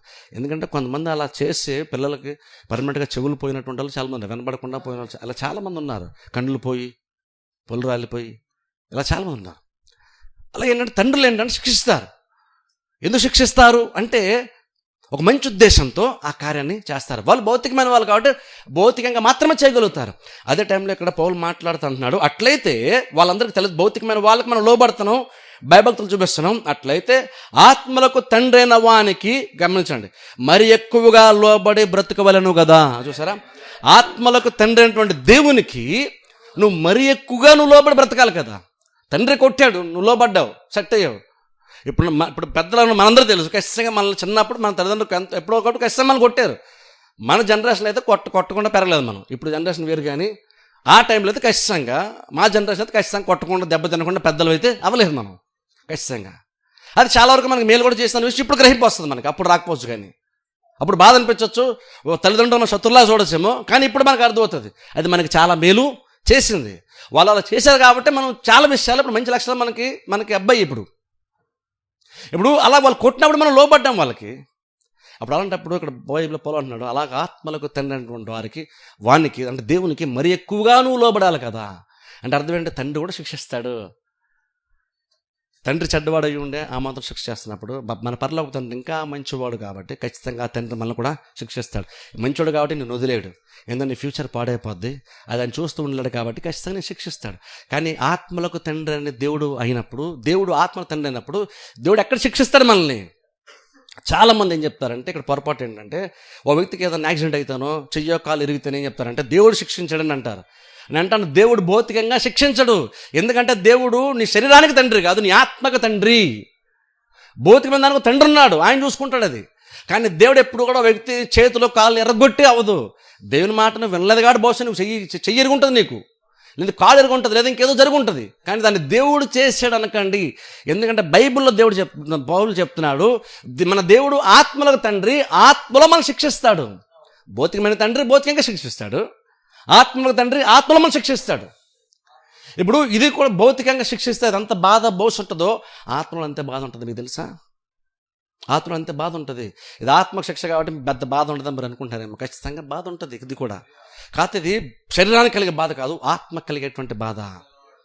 అందుకే ఎఫెసీ పత్రిక తీయద్దులేండి, ఎఫెసీ పత్రిక 2:30 మనం చూస్తే అక్కడ పేతురు యెరూషలేం పట్టణంలో యేసుక్రీస్తు తిరిగి లేచిన తర్వాత యెరూషలేం పట్టణం సువార్త ప్రకటిస్తున్నప్పుడు అక్కడ పేతురు ఏం చెప్తాడంటే, మీరు సిలువ వేశారు యేసుక్రీస్తుని, కానీ ప్రభు తండ్రి దేవుడు ఆయన మృతిలోండి లేపి ప్రభువుగా పెట్టాడు అని పేతురు సువార్త ప్రకటిస్తాడు. అలా అంటే మీరు సిలువ వేసిన క్రీస్తుని దేవుడు లేపాడు అంటాడు. కొన్ని రోజుల క్రితమే యెరూషలేం పట్టణంలో ప్రజలందరూ అదే ప్రాంత వాసులు అరిశారు, యేసుక్రీస్తుని సిలువ వేయండి, సిలువ వేయండి, ఏదన్నా తప్పు దోషం పాపం ఉంటే మా మీదకి మా పిల్లల మీదకి వస్తుందిలే, కానీ ఆయన మాత్రం సిలువ వేసాడు అని కేకలేశారు. ఇప్పుడు అదే ప్లేస్కి వెళ్ళి కొన్ని రోజుల తర్వాత, కొన్ని వారాల తర్వాత యేసుక్రీస్తు తిరిగి వెళ్ళిపోయిన తర్వాత పేతురు వెళ్ళి అక్కడ సువార్త ప్రకటించాడు. అక్కడ ప్రకటించినప్పుడు వెంటనే వాళ్ళు యాక్చువల్గా ఎలా రియాక్ట్ అయ్యారు తెలుసు? వాళ్ళు అక్కడ ఇప్పుడు యేసుక్రీస్తుని చంపేశాం నువ్వెంత అని అనలేదు. బైబిల్ చెప్తున్న మాట, వాళ్ళ హృదయాలు నొచ్చుకొని అని బైబిల్ మనం చూస్తాం. వాళ్ళ హృదయాలు నొచ్చుకొని మేము ఇప్పుడు ఏం చేయాలని వాళ్ళు అడిగారు. హృదయాలు నొచ్చుకొని యాక్చువల్గా ఫుట్ నోట్లో మాట్లాడారు, ఒకసారి దానికోసం చూద్దాం. ఎవరిని ఒకరు తీయండి దయచేసి. అపోస్తలుల కార్యం 2:37 యాక్చువల్ ఫుట్ నోట్లో ఏముందో చూద్దాం ఒకసారి. అక్కడ మంచి పదం ఉంది అక్కడ, యాక్చువల్గా పొడవబడి అన్న మాట ఉంది. అపోస్తలుల కార్యం 2:37 యాక్చువల్గా మాట ఏముంటుందంటే, వారు ఈ మాట విని హృదయములో నొచ్చుకొని సహోదరులారా మేమేమి చేతమని పేతురును కడమ అపోస్తలులను అడగగా, సరే నొచ్చుకొని అన్న దగ్గర చూడండి ఫుట్ నోట్ 1 చూసారా, కింద చూస్తే పొడవబడి ఒక ప్రసంగం ఎంత ఎఫెక్ట్ చేసింది తెలుసా? వాళ్ళు ఆ రోజున సువార్త ప్రకటిస్తున్నప్పుడు వాళ్ళ హృదయం నొచ్చుకుందంట. నొచ్చుకోవడం అంటే యాక్చువల్గా అక్కడ ఇంకేం జరిగిందని ఫుట్ నోట్ ఉందంటే, వాళ్ళ హృదయాలు అక్కడ ఓ రకంగా కత్తే దూసుకెళ్ళిపోయినట్టు కనిపించింది వాళ్ళకి.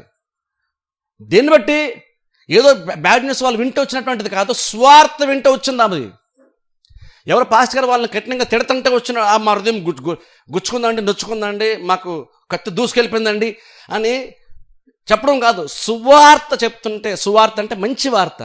మంచి వార్తలో ఏ లక్షణం ఉందో చూడండి. సువార్త చెప్తుంటే వాళ్ళకి ఎలా అనిపించిందంటే, మా హృదయాలు నొచ్చుకున్నాయి. అంటే ఓ రకంగా మా హృదయాల్లో కత్తి దూసుకెళ్ళినంత బాధ అనిపించింది. ఆ బాధ అనిపించి పేతురుని మేము చంపేస్తామనలేదు వాళ్ళు. దేవుడు పని చేస్తే హృదయాల్లో ఎలా ఉంటుందో చెప్తున్నాను. ఆత్మలకు తండ్రి అయినటువంటి ఆయన నీ హృదయాన్ని తాకితే, నీ హృదయంలో నేను ఆత్మను కుడితే ఎలా ఉంటుందంటే ఇలా ఉంటుంది. ఎలా ఉంటుందంటే, నాకు చాలా బాధ అవుతుంది, నా గుండెలు కత్తి దూసుకెళ్ళినట్టుగా ఉంది, నా హృదయం నొచ్చుకుంది. అక్కడితో పాస్టర్ గారు నలిగి వెళ్ళిపోలేదు. ఇంతగా నేనేం చేయాలని అడిగారు. సరే నేనేం చేయాలి? అది వాళ్ళకి ఆదరణ ఇచ్చింది. బాధ కలిగిందా? సువార్త ఏంటంటే బాధ కలిగింది. సువార్తలు యాక్చువల్ అదే కదా ఉంటుంది. యాక్చువల్ ఇవన్నీ మనం విన్నా సరే అంతే కదా. బహుశా అంత ఎక్స్పీరియన్స్ మనకు లేకపోవచ్చు, కానీ సువార్త అన్నప్పుడు మన అందరం పాపులమి, అది బాధ కలిగించి వచ్చాం కదా. నువ్వు చాలా పర్ఫెక్ట్ అంటే మనకు బాగుంటుంది, కానీ సువార్త ఏముంది, నువ్వు పాపివే అని చెప్పాం. అని కరెక్టే, నేను పాపిని, నాకు రక్షణ కావాలా, మన బాప్సం తీసుకున్నాం. నేను వేలెత్తి చూపించి నీలో ప్రాబ్లమ్స్ ఉన్నాయని సువార్త చెప్తే నువ్వు ఓకే అన్నావు, అందుకే రక్షణ వచ్చింది నీకు. లేదు నేను కరెక్ట్గా ఉన్నాను అన్నవాడు రక్షణ లేదు. అది బాధిస్తుంది. నీలో ఉన్న లోటుపాటు ఎత్తి చూపించేసరికి కరెక్టే అన్నావు కాబట్టి నీకు అది ఆధారంగా మారింది, రక్షణార్థంగా నీకు అది మారింది. వాళ్ళకి అంత ఎక్స్పీరియన్స్ వచ్చింది ఆత్మలకు తండ్రి అయినటువంటి దేవుడు శిక్షిస్తే ఎలా ఉంటుందో చెప్తున్నాను. ఆయన అలా చేస్తాడు. మన మంచి కాపరి కొన్నిసార్లు వాక్యం వినేటప్పుడు కొన్నిసార్లు ఆ వాక్యం ఎలా ఉంటుందంటే ఖచ్చితంగా ఇలాంటి ఎక్స్పీరియన్స్ వస్తుంది. అప్పుడు చాలా సందర్భంలో చాలామంది ఏమనుకుంటారంటే పాస్టర్ గారు మా కోసం చెప్పారండి అనుకుంటారు. చాలామంది పొరపాటు చేస్తారు. ఇప్పుడు చూడండి, ఎవరన్నా కనుక ఈ రోజుల్లో వచ్చే పాస్టర్ నా కోసం చెప్పారంటే నాకైతే ఆశ్చర్యం కలదు. ఎందుకంటే చాలామంది అలాగనే మాట్లాడి నేను ఉన్నాను. డైరెక్ట్ నా దగ్గరకు చెప్పకపోవచ్చు, ఇక్కడ ఏదో సందర్భంలో వాళ్ళు ఆ ప్రసంగం తర్వాత వాళ్ళు ఇచ్చే రియాక్షన్ బట్టి నాకు తెలుసు ఖచ్చితంగా వాళ్ళకి ప్రసంగం నచ్చలేదు. అయితే వాళ్ళు ఏమనుకుంటారు, నేను దాని కోసం చెప్పాను అనుకుంటారు. కానీ నేను నిజంగా నేను చెప్పానా లేదా దేవుడు చెప్పాడు అటువంటిది వాళ్ళు తెలియపోవచ్చు, కానీ నాకు దేవుడికి అది తెలుస్తుంది. అందుకే నేను ఎక్కడ నిలబడి నేను మీకోసం చెప్పలేదని ప్రూవ్ చేసిన ప్రయత్నం నేను చేయను. అలా చేస్తే నేను చేసే పని నేను ఆఫ్ చేసుకోవాలి. అందుకని ఎప్పుడు కూడా మీరు ఎప్పుడన్నా కనుక పాస్టర్ నాకు చెప్పారు మీరు అలిగితే ఖచ్చితంగా మీ దగ్గర రాను, మిమ్మల్ని ఓదార్చే ప్రయత్నం మీకోసం కాదన్ను. నేను మీకోసం చెప్పట్లేదు, కానీ మీకోసం వాక్యాన్ని చెప్తున్నాను. నేను మీ గురించి చెప్పట్లేదు, మీకోసమే వాక్యం చెప్తున్నాను. నేను ఇప్పుడు ఎందుకు వచ్చాను, విజయాన్ని ఎందుకు వచ్చాను, మీకోసం వచ్చాను. రకం చెప్పాలండి, వాక్యం చెప్పడానికి వచ్చాను. నేను త్యాగం చేశాను చెప్పట్లేదు, నేను ఎందుకు వచ్చాను చెప్తున్నాను, ఎందుకు నిలబడ్డాను చెప్తున్నాను. మీకు చెప్పడానికి వచ్చాను, కానీ మీ గురించి చెప్పడానికి నిలబడలేదు, దేవుని గురించి చెప్పడానికి నిలబడ్డాను. కాబట్టి చేసే పని అయితే మీకోసమే, కానీ నీ గురించి చెప్పడానికైతే ఖచ్చితంగా కాదు. ఎప్పుడైనా సరే మీకు అలా అనిపిస్తే, నా గురించి చెప్పారనిపిస్తే మీకు ఖచ్చితంగా మీరేం అర్థం చేసుకోవాలంటే అది బహుశా దేవుడు అయి ఉంటాడేమో అని కూడా మీరు ఆలోచించుకోవాలి. సో బైబిల్లో మాట ఉంచండి. యెహెజ్కేలు గ్రంథంలోకి వెళ్దాం ఒకసారి. యెహెజ్కేలు గ్రంథము 20వ అధ్యాయం 37వ వచనం నేను చదువుతాను. యెహెజ్కేలు గ్రంథము 20వ అధ్యాయము 37వ వచనం. యెహెజ్కేలు గ్రంథము 20వ అధ్యాయము 37వ వచనం నేను చదువుతాను.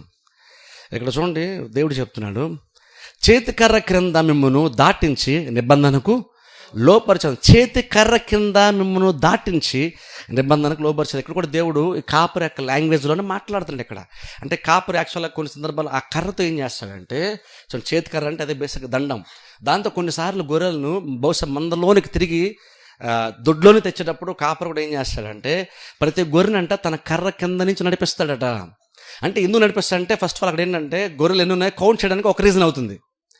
అలా కౌంట్ చేస్తూ అదే ప్రాసెస్లో ఇంకోటి ఏం చేస్తాడంటే వాటిపైన ఉన్ని ఉంటుంది చూసారా, ఆ ఉన్ని కింద వాటికి ఇంకేదన్నా గాయమైందా లేదా ఏమైనా పురుగు లాంటివి కానీ ఏమైనా వాటిని పట్టుకున్నాయా, వాటి చర్మాన్ని పట్టుకున్నాయి అని చెప్పేసి అది వెళ్తున్నప్పుడు ప్రాసెస్ ఉన్న జస్ట్ కర్ర దాని మీద అలా పెట్టి ఆ ఉన్ని కింద ఇంకేమైనా దాక్కుని ఉందేమో అని చెప్పేసి కాపరి చెక్ చేస్తారంట. అంటే బేసిక్గా లెక్క పెడుతున్నాడు గొర్రెల్ని. అంటే ఎన్ని గొర్రెలు తీసుకెళ్ళాడు, అన్ని గొర్రెలు రిటర్న్ వచ్చినాయి లేదా లెక్క పెడుతున్నాడు. లెక్క పెడుతూనే ఇంకో ప్రాసెస్ కూడా చేస్తాడు. ఏం చేస్తాడంటే ఆ ఉన్ని అంటే దాన్ని బాగా కవర్ చేస్తుంది. బహుశా ఉన్ని కింద పురుగులు ఉండొచ్చు, గాయం ఉండొచ్చు, క్రిములు ఉండొచ్చు, ఇంకేదన్నా ఉండొచ్చు. అది బయటకి బాగానే కనబడుతుంది గొర్రె, ఎందుకంటే పైన ఉన్నుంది కాబట్టి గొర్రె బస్సుతో కవర్ అయిపోయింది కాబట్టి అది ఆరోగ్యంగా కనబడుతుంది, బాగానే కనబడుతుంది. కానీ యాక్చువల్ దాని కింద ఇంకేమైనా లోపల ఉంటుందేమో అని కొన్నిసార్లు కాపరి ఏం చేస్తారంటే ఆ కర్రతోనే దాన్ని కూడా అలా గొర్రె బొచ్చును కొంచెం అలాగే జస్ట్ జరుపుతూ లోతుకి వెళ్ళి లోపల ఇంకేమైనా ఉందేమో అని ఆ పై పైన కాకుండా లోపలే ఉందని చెక్ చేస్తారట గొర్రెల కాపరి. ఎగ్జాక్ట్ అలాగనే దేవుడు కూడా మళ్ళీ చెక్ చేస్తాడు. కొన్నిసార్లు మనకి అనిపిస్తుంది అంటే నేను చాలా బాగున్నాను అనుకుంటాం. నేను బాగున్నాను అనుకోవడానికి బేసిక్ రీజన్ ఏంటంటే మనం కంపేర్ చేసుకుంటాం ఇంకొకరితో. మనం బాగున్నామని ఎందుకు అనిపిస్తుంది ఖచ్చితంగా చెప్పేది వాస్తవం. నేను బాగున్నాను ఎందుకు అనుకుంటామంటే నువ్వు నీకంటే తక్కువతో నువ్వు కంపేర్ చేసుకున్నావు. నీకు బాగుందని ఇక్కడ ఎప్పుడు అనిపిస్తుంది అంటే ఖచ్చితంగా చూడండి, అది మనకి యాక్చువల్ మనకు చాలా సాటిస్ఫాక్షన్ వస్తుంది. కంపారిజన్ ఏంటంటే కంపారిజన్ అంటే నాకంటే తక్కువ వాళ్ళతో. ఇదేదో విశ్వాసంలో మారేది కదా, చిన్నప్పటి నుంచి మనకు ఉండేదే. సరే మనకేంటే మనకి మార్కులు యావరేజ్ వచ్చిన అనుకోండి, ఫెయిల్ అయినతో పోల్చుకొని వాడు ఇంకా ఫెయిల్ అయ్యి నేను బెటర్గా పాస్ అయ్యాను అంటాం. అది చిన్నప్పటి నుండే మనకు బై నేచర్ అలా ఉంది. చిన్నప్పుడు మనం కంపేర్ చేస్తాడు, మనకంటే ఎక్కువ మార్కులు వచ్చినతో కంపేర్ చేయము, మనకంటే తక్కువ మార్కులు వచ్చినతో. ఒకవేళ మన తల్లిదండ్రులు తిడతాను అనుకోండి, ఏంటి ఈ మార్కులు తిడితే ఇంకా నేను పర్లేదు నేను పర్లేదు రెడీ చూడండి వాడికి ఇంకా తక్కువ వచ్చినా అని చెప్పేసి మనకంటే తక్కువ వచ్చిన వాళ్ళతో కంపేర్ చేసుకుంటాం. ఎందుకంటే అలా కంపేర్ చేస్తే మనకు సాటిస్ఫాక్షన్. ఎందుకంటే ఉన్నతాలతో కంపేర్ చేసుకుంటే మనలో ఉన్న లోపాలు కనబడతాయి. అందుకే మార్కులు తక్కువ వచ్చిన విషయం అర్థమవుతుంది. అందుకే మనం ఎప్పుడు కూడా బేసిక్గా స్వాభావికంగానే మనిషి యొక్క నేచర్ అంటే మనం మనకంటే తక్కువలతో కంపేర్ చేసుకుంటాం. మనకంటే ఎప్పుడు తక్కువలతో కంపేర్ చేస్తావు నువ్వు ఆటోమేటిక్గా గొప్పగానే నువ్వు కనబడతావు. కానీ నువ్వు చర్చకొచ్చినప్పుడు ఏం చెప్తావు తెలుసా, నువ్వు చర్చకొచ్చినప్పుడు దేవుడు కొన్నిసార్లు వాక్య పరిచయం ఎలా ఉంటుందంటే నువ్వు ఏదైతే నువ్వు బయటకి నువ్వు ఉన్నిని కప్పుకొని నువ్వు చూపిస్తుంటావో ప్రజలకి, దాన్ని దాటి లోతుగా దేవుడు నాకు విషయం తెలుసు అని దేవుడు క్లియర్గా వాక్యం ద్వారా మనకి తెలియజేస్తాడు. నువ్వు నువ్వు బాగానే కవర్ చేసుకుంటావు ప్రతిదీ కూడా. కానీ దేవుడు యాక్చువల్ ఏం చేస్తాడంటే లోతుగా ఒరిజినల్గా నువ్వేంటంటే దేవుడు నీకు చూపించే ప్రయత్నం దేవుడు చేస్తాడు. కానీ కొన్నిసార్లు అది కూడా మనకి నచ్చదు. ఎందుకంటే మన డిఫెక్ట్స్, మన లోపల దేవుడు మనకు చూపిస్తున్నాడు. అది కూడా మనకి నచ్చదు. కానీ కాపరి ఎందుకు చేస్తాడు? ఆ కర్రతోనే ఆ గొర్రె బొచ్చిన దాటి లోతుకి ఎందుకు వెళ్తాడు? లోపలికి ఎందుకు చూస్తున్నాడు అంటే పైపై నువ్వు బాగానే కనబడుతున్నావు, కానీ యాక్చువల్ లోపల ఏంటి అది దేవుడు తెలుసుకోవాలనుకుంటున్నాడు. అందుకని దేవుడు ఏం చేస్తాడంటే కొన్నిసార్లు ఆ దండమును యూజ్ చేస్తూనే ఆ గొర్రె బొచ్చు కిందన స్కిన్కి ఏదన్నా అంటుకుందా, స్కిన్కి ఏదన్నా డ్యామేజ్ ఉందా, స్కిన్కి ఇంకేదన్నా పురుగు ఏమైనా పట్టుకుందా, పురుగులు ఏమైనా ఉన్నాయా దాని మీద అని కూడా కాపరి ఏం చేస్తాడంటే చెక్ చేసే ప్రయత్నం చేస్తాడు. ఇప్పుడు ఎప్పుడైతే చూడండి చెప్పినాడు, ఏసుకెళ్ళి చెప్పినట్టుగా దండం కింద నడిపిస్తున్నాడు చూస్తారా, నడిపిస్తే ఖచ్చితంగా అది కూడా గొర్రెలకు బేసిక్గా నచ్చదు. కానీ ఇదంతా కూడా కాపరి ఎందుకు చేస్తున్నాడంటే గొర్రెల యొక్క మేలు కొరకు కాపరి దీన్ని చేస్తున్నాడు.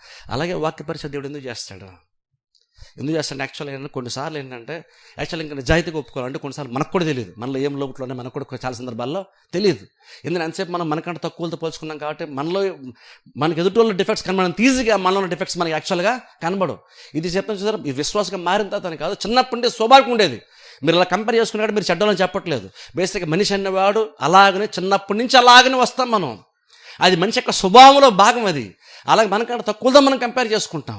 అందుకే మనకంటే తక్కువతో కంపేర్ చేసుకున్నాం కాబట్టి మనం బాగున్నాం అనుకుంటాం. అది తరచుగా ఎంత ఎక్కువ నువ్వు కంపేర్ చేసుకుంటావు, నేను అంత పర్ఫెక్ట్ అని అనుకుంటుంటావు. ఎప్పుడైతే నువ్వు చర్చకొచ్చి వాక్యం అంటున్నావో కాపరి వాక్యం తీసి, వాక్యమైన దండం తీసి పైన నువ్వు ఏదైతే కవర్ చేస్తున్నావో దాన్ని కాకుండా లోతుకి వెళ్ళి చూసినప్పుడు నీలో ఉన్న లోపల ఏంటో కాపరి తెలుసు. ఆ లోపల నీకు కూడా చూపించే ప్రయత్నం కాపరి చేస్తాడు. మనం అప్పుడు కూడా బేసిక్గా ఏమనుకుంటామంటే కాపరి నా గురించే చెప్పారనుకుంటాం. కానీ యాక్చువల్గా అక్కడ కాపరి మన గురించి చెప్పడం. అందుకే బైబిల్ మాట చూడండి ఒకసారి, అది చదువుకొని ముగించుకుందాం. 139వ కీర్తన 23-24 వచనాలు చదువుతాను. 139-23-24 వచనాలు. దేవా, నన్ను పరిశోధించి నా హృదయమును తెలుసుకొనుము, నన్ను పరీక్షించి నా ఆలోచనలు తెలుసుకొనుము. నీ కాయాస్కరమైన మార్గం నా యందున్నదేమో చూడుము, నిత్య మార్గమును నన్ను నడిపించుము. ఇక్కడ చూడండి, ఇక్కడ కూడా దావీదే మాట్లాడుతున్నాడు. దేవా, నన్ను పరిశోధించి నా హృదయమును తెలుసుకొనుము, నన్ను పరీక్షించి, సరే నన్ను పరీక్షించి నా ఆలోచన తెలుసు. అక్కడ పరీక్షించి అంటున్నాడు అంటే ఎగ్జామిన్ చేయమని. అంటే అర్థం ఏంటంటే ఇప్పుడు బేసిక్ మనం కూడా మనం బయట బాగానే కనబడతాం, హెల్తీగా భౌతికంగా ఆరోగ్యపరంగా చూసుకుంటే బయట బాగా చురుగ్గా ఉన్నాం, అంత బాగుందిగా అనుకుంటాం. కానీ కొన్నిసార్లు టెస్టులు చేస్తే, మెడికల్ టెస్టులు చేస్తే టెస్ట్లో తెలుస్తుంది మనకి బ్లడ్ తక్కువ ఉందా, లేదంటే కిడ్నీ ఫంక్షను, లివర్ ఫంక్షను, లేదా మన గుండె ఎలా పనిచేస్తుంది, లోపల అవయవాలు ఎలా ఉన్నాయి, రక్తం ఎంత ఉంది. ఇదంతా కూడా ఎలా తెలుస్తుంది అంటే టెస్ట్లోకి వెళ్తే తెలుస్తుంది. అంటే పైపైనది కాదు, పరీక్షిస్తే, ఎగ్జామిన్ చేస్తే, టెస్ట్ చేస్తే అసలు బయట బాగున్నా ఓకే, బయట నువ్వు ఆరోగ్యంగా కనబడుతుంది, ఎందుకు అసలు ఏంటి నువ్వు లోపల ఏంటి, నీ హెల్త్ అసలు ఎలా ఉంది, బయటకైతే బాగానే కనబడుతుంది, లోపల అసలు ఏంటి దాని టెస్ట్లోనే తెలుస్తుంది. అలా కొన్నిసార్లు వాక్యం ఏంటంటే వాక్యం కూడా మనల్ని పరిశీలిస్తుంది. దేవుడు వాక్యం ద్వారా కూడా పరిశీలిస్తాడు, పరిశోధిస్తాడు. ఇక్కడ దావీదు ఎంత మంచి విశ్వాసం అంటే దేవుని దగ్గరికి వెళ్ళినప్పుడు దావీదు ఏమన్నాడంటే, దావీదు ఎక్కడ కూడా ఓవర్ కాన్ఫిడెన్స్ లేదు. ప్రభువా, నేను చాలామంది కంటే బెటర్ కదా అంటలేదు. ప్రభువా, ఒకవేళ నాలో ఇంకేమన్నా ఉన్నాయేమో నన్ను పరిశీలించు, నన్ను పరిశోధించు, ఏదైనా ఉందేమో నాకు తెలియచేయి అంటున్నాడు. ఇప్పుడు ఇదేంటి, భౌతికంగా అయితే మనం ప్రతి టెస్ట్లో మనం ఏమనుకుంటామంటే నా టెస్ట్లో ఏదైనా లోపం ఉంటే ముందే తెలిసిపోతే బాగుంటుంది. అకేషనల్గా మనం టెస్ట్లు, కొంతమంది చూడండి హెల్త్ కాన్షియస్ ఉన్న వాళ్ళు ఏం చేస్తారంటే అప్పుడప్పుడు ఒక 3-4 ఇయర్స్కి ఒకసారి అలాగా జనరల్ టెస్ట్లకు వెళ్తారు మెడికల్గా. ముఖ్యంగా ఏజ్ ఎక్కువ అవుతున్నటువంటి వాళ్ళు అలా చేసుకోమని డాక్టర్ కూడా చెప్తారు. ఎందుకంటే నువ్వు బయట బాగా కనబడుతున్నావు, లోపల ఏమన్నా పాడైపోతుందేమో నీకు తెలియట్లేదేమో, అది బాగా సివియర్ అయ్యాక బయటపడుతుందేమో. అది బయటపడే వరకు మనం వెయిట్ చేయకుండా పరిశీలిద్దాం, టెస్ట్ చేద్దాం, అది ఉంటే ముందుగా దాన్ని సాల్వ్ చేసేద్దాం, నీకు ప్రాబ్లం రాకుండా హ్యాపీగా నువ్వు ఆరోగ్యంగా ఉండొచ్చు. సొల్యూషన్ ఉంది కాబట్టి ఎగ్జామిన్ చేద్దాం మెడికల్గా. అలాగే దేవుడు కూడా ఏం చేస్తాడంటే నువ్వు పెద్ద ప్రాబ్లంకి వెళ్ళిపోకుండా ముందుగానే దేవుడు ఎగ్జామిన్ మనల్ని చేస్తారు కొన్నిసార్లు. అందుకే ఏమంటే తెలుసు, మన వాక్యం అంటే ఎప్పుడు కూడా మంచిగా ఉంటే అది నా గురించి అని, దేవుడు నాతో మాట్లాడాడండి, నన్ను ఆదరించాడండి, నన్ను బలపరచడనే కాదు. కొన్నిసార్లు నీకు గాయం చేసేదిలాగా కూడా వాక్యం ఉంటుంది. నేను గాయం చేసేదిలాగా, నీ హృదయం నొచ్చుకునేదిలాగా, నీ హృదయం ఒక రకంగా చెప్పాలంటే ఏదో ఖడ్గము దూసుకెళ్ళినట్టుగా అలాగే ఖచ్చితంగా అనిపిస్తుంది. కానీ అక్కడ ఏం గుర్తుపెట్టుకోవాలంటే బహుశా అది దేవుని మీద ప్రేమ ఉంది కాబట్టి నీతో దేవుడు అలాగనా మాట్లాడతాడేమో. ఇక్కడ లోపాన్ని ఎత్తి ఎందుకు చూపిస్తున్నాడు దేవుడు ఇక్కడ అంటే దేవుని మీద ప్రేమ కూడా ఎత్తి చూపిస్తున్నాడు. నువ్వు ఎంత ఎక్కువగా నువ్వు దేవుడు చూపిస్తున్నాడు నువ్వు సెట్ చేసుకుంటావు, అంత ఎక్కువ దేవుడు మరలా నీకు చూపిస్తాడు. అప్పుడు అందరికంటే నువ్వు ఆత్మీయంగా హెల్తీగా నువ్వు ఆరోగ్యంగా నువ్వు ఉంటావు. ఎప్పుడైతే దేవుడు చూపించేటప్పుడు నువ్వు దాన్ని తప్పించుకునే ప్రయత్నం చేస్తావో లేదా దాన్ని ఇగ్నోర్ చేస్తావో ఆ హెచ్చరికల్ని, ఓ టైం వస్తే దేవుడు నీతో మాట్లాడడం మానేస్తాడు, దేవుడు నీకు చెప్పడం మానేస్తాడు. ఎందుకంటే వినే మనసు నీకు లేదు. ఓ టైం ఎలా అయిపోద్ది అంటే దేవుడు మాట్లాడుతున్నా సరే నువ్వు వినలేనంత కఠినంగా నువ్వు మారిపోతావు. కొన్నిసార్లు అంత కఠినంగా మనం మారిపోతాం. అప్పుడు మారిపోయినప్పుడు దేవుడు అంత దగ్గర కేకలేస్తాను సార్, నీకు తెలియని కూడా తెలియదు. ఎందుకంటే మాట్లాడినప్పుడు నువ్వు వినలేదు కాబట్టి ఆయన స్వరాన్ని నువ్వు గుర్తించలేవు. యేసుక్రీస్తు అన్నారు, నా గొర్రెలు నా స్వరాన్ని విన్ను.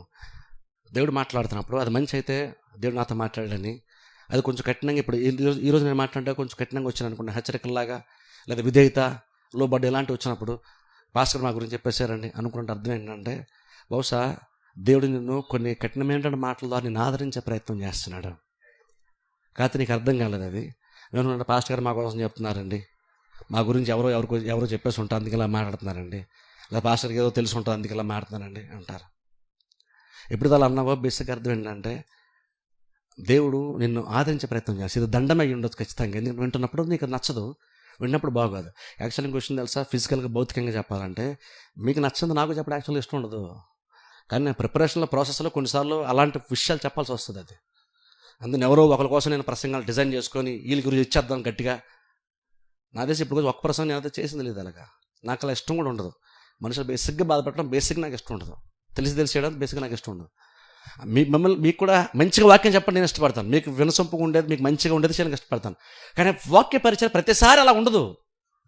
అలా ఉండడానికి కారణము నేను కాదు, అది వాక్యంలో లక్షణం ఉంది, అది మన మంచి కాపురలో లక్షణం ఉంది. వాక్యం ఏంటంటే దుడ్డు కర్రలాగా పనిచేస్తుంది, దండంలాగా కూడా పనిచేస్తుంది. లోబడ్డాం అనుకోండి అది మనకి ఎంతో తర్వాత తాత్కాలికమైన ఇబ్బంది ఉన్నా సరే ఆయన భవిష్యత్తు నా కోసం ఏమోలే అని కనుక నువ్వు దాన్ని కనుక రిసీవ్ చేసుకుంటే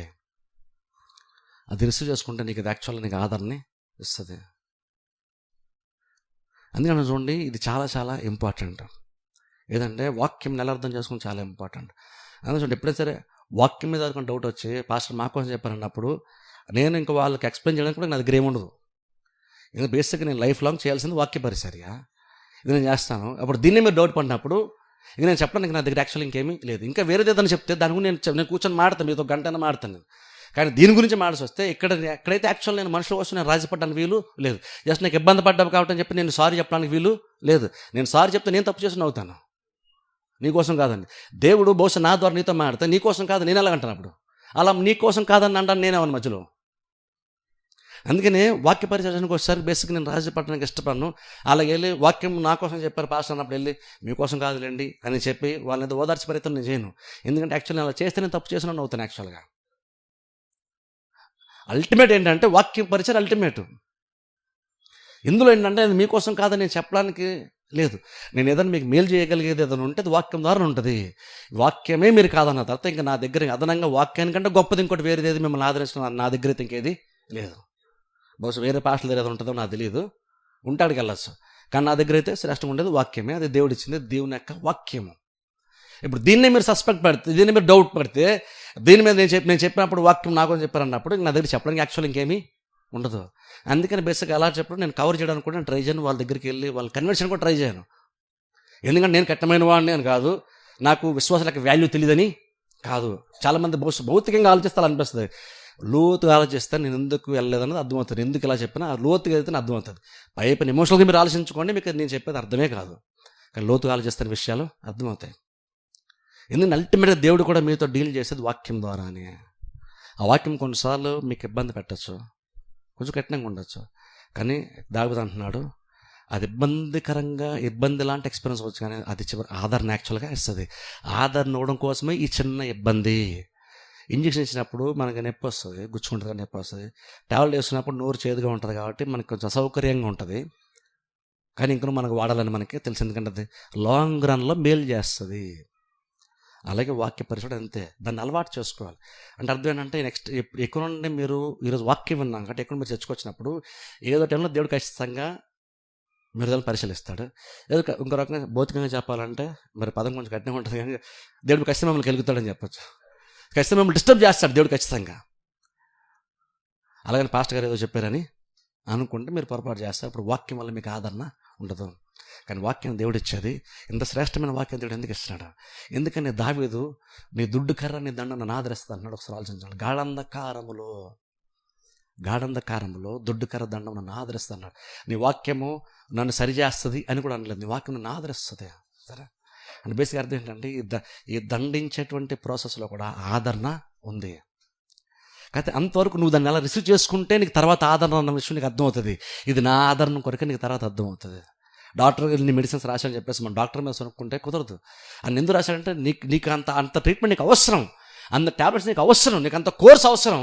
అందుకని డాక్టర్ గారి ట్యాబ్లెట్స్, ఒక మంచి డాక్టర్ అయితే, కమర్షియల్గా ఆలోచించుకున్న డాక్టర్ అయితే నీకు ఆయన ట్యాబ్లెట్స్ ఎందుకు రాస్తాడు, అన్ని టెస్టులు ఎందుకు రాస్తాడంటే అది ప్రతిసారి కొంతమంది డాక్టర్లు అందరూ కమర్షియల్ కాబట్టి టెస్టుల్లోని మెడిసిన్ కమిషన్ ఉంటుంది కాబట్టి రాస్తారని కాదు. కొంతమంది అలా ఉండొచ్చేమో, కానీ కొంతమంది నిజంగా రాసినప్పుడు అది ఖచ్చితంగా నీకు అంత అవసరం కాబట్టి వాళ్ళు రాస్తున్నారు. అలాంటి డాక్టర్, మంచి డాక్టర్ కూడా ఉంటారు ఖచ్చితంగా. కానీ ప్రతి డాక్టర్ అంతే కమర్షియల్ అనుకుని కనుక పొరపాటు నువ్వు వెళ్ళిన డాక్టర్ మంచోడై ఉండి నేను నిజంగా అవసరం రాసినా సరే డాక్టర్లు ఎందుకు రాస్తారండి, వాళ్ళు డబ్బుల కోసం రాస్తారు అనుకుని పొరపాటు పడ్డావంటే డాక్టర్కి డ్యామేజ్ అవ్వదు, నీకే డ్యామేజ్ అవుతుంది. అలాగే వాక్యం కూడా దేవుడు ఇచ్చేది మనకి, మనల్ని బలపరచడానికి, మనల్ని ఆదరించడానికి దేవుడు ఇస్తాడు. అదేంటంటే ప్రాబ్లం ఏంటంటే అది ఒకవేళ కనుక వాక్యము వేరే వాళ్ళకి వచ్చినట్టు అనిపిస్తే అప్పుడు బహుశా నీకు అది వాళ్ళని గాయపరిస్తే అది దేవుడు మాట్లాడడానికి బహుశా నువ్వు అంటావు ఈరోజు, ఎందుకంటే పక్కలతో దేవుడు మాట్లాడాడు కాబట్టి. కానీ రేపల్లో దేవుడు నీతోనే మాట్లాడితే అప్పుడు కూడా నువ్వు ఇలాగ రియాక్ట్ అవ్వగలుగుతావా ఆలోచించుకోండి. ఎవరితోనో మాట్లాడేటప్పుడు దేవుడు అంటే మాట్లాడేది వీళ్ళు కాదు, పాస్టర్ గారు కాదు, దేవుడు మాట్లాడతాడని మనం చెప్పగలుగుతాం ఈజీగా. కానీ తీరా నీ మూమెంట్ వచ్చినప్పుడు కూడా ఇంక నువ్వు అలాగే రియాక్ట్ అవ్వగలుగుతావా ఆలోచించుకోండి. ఎందుకంటే పక్కలు అలా అలిగినప్పుడు మనం ఈజీగా చెప్తాం, పాస్టర్ మీకోసం ఎందుకు చెప్తారండి, పాస్టర్ వాక్యం చెప్తారు కానీ మీకోసం చెప్తాను బహుశా మనం అంటాం. కానీ అది తీరా దేవుడు వాక్యమైన దండాన్ని నీ మీద వాడినప్పుడు అప్పుడు కూడా ఇంక నువ్వు అలాగనే చెప్పగలుగుతావా? ఎందుకంటే అదే మనకి పరీక్ష మూమెంట్ అది. కానీ వాక్యం యాక్చువల్గా చేస్తుంటే మనకి ఆదరణ ఇస్తుంది. ఏ మనిషి ఇవ్వలేనంత ఆదరణ, ఏ మనిషి ఇవ్వలేనంత ధైర్యము, ఏ మనిషి ఇవ్వలేనంత కాన్ఫిడెన్స్, నిశ్చయత దేవుని యొక్క వాక్యం మనకి ఇస్తుంది. నేను కూడా ఒట్టి మాటలు చెప్పినా మీకు ధైర్యం రాదు, ఏమీ రాదు. వాక్యం చెప్పడంలో ధైర్యం ఉంటుంది. ఏదైనా ప్రాబ్లం వచ్చిందనుకోండి, నేను కొన్ని మాటలు చెప్పచ్చు ఆదరించడానికి. కానీ నాకు తెలిసినటువంటి ఒక లోటు ఏంటంటే నేను ఎన్ని మాటలు చెప్పని ట్రై చేస్తానో నాకే తెలుసు, నేను చెప్తాను కానీ యాక్చువల్గా నా మాటలు పెద్దవాళ్ళకి యూజ్ ఏముండదు అనే విషయం నాకు ఆల్రెడీ ముందే తెలుసు. కానీ ప్రాబ్లం అంటే చాలామంది చెప్తున్నారు కాబట్టి పాస్టర్ కూడా చెప్పాలనుకుంటారు మీరు. కానీ నాకు అలా ఉట్టి మాట్లాడడానికి చెప్పాలని నిజంగా ఇష్టం ఉండదు. ఆ టైం నిజంగా అవసరమైతే తీసి ఒక 10 నిమిషాలు వాక్యం చెప్పడానికి ఇష్టపడతాను, కానీ ఏదో పైపైన 4 మాటలు చెప్పడానికి అయితే నాకైతే ఇష్టం. ఎందుకంటే నాకంత జ్ఞానము లేదు, నేను అంతగా మాట్లాడలేదు, నాకు అంత వాక్చాతుర్యం లేదు.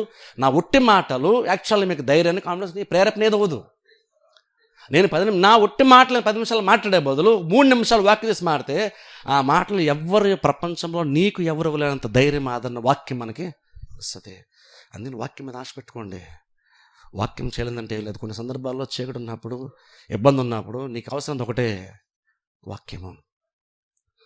గొర్రెలు ఏం చేస్తాయంటే గాఢం కాలం ఉన్నప్పుడు గొర్రెలు కాపరి దగ్గరికి జరగాలి యాక్చువల్గా, ఎందుకంటే ఇది అంధకారం కాబట్టి.